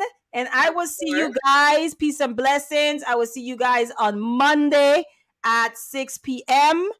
Eastern time, right here again on Live with Hanifa Nayela. Thanks again, my aunt. I'm going to say peace and blessings to you as well. You enjoy the rest of your weekend. All righty. Bye-bye.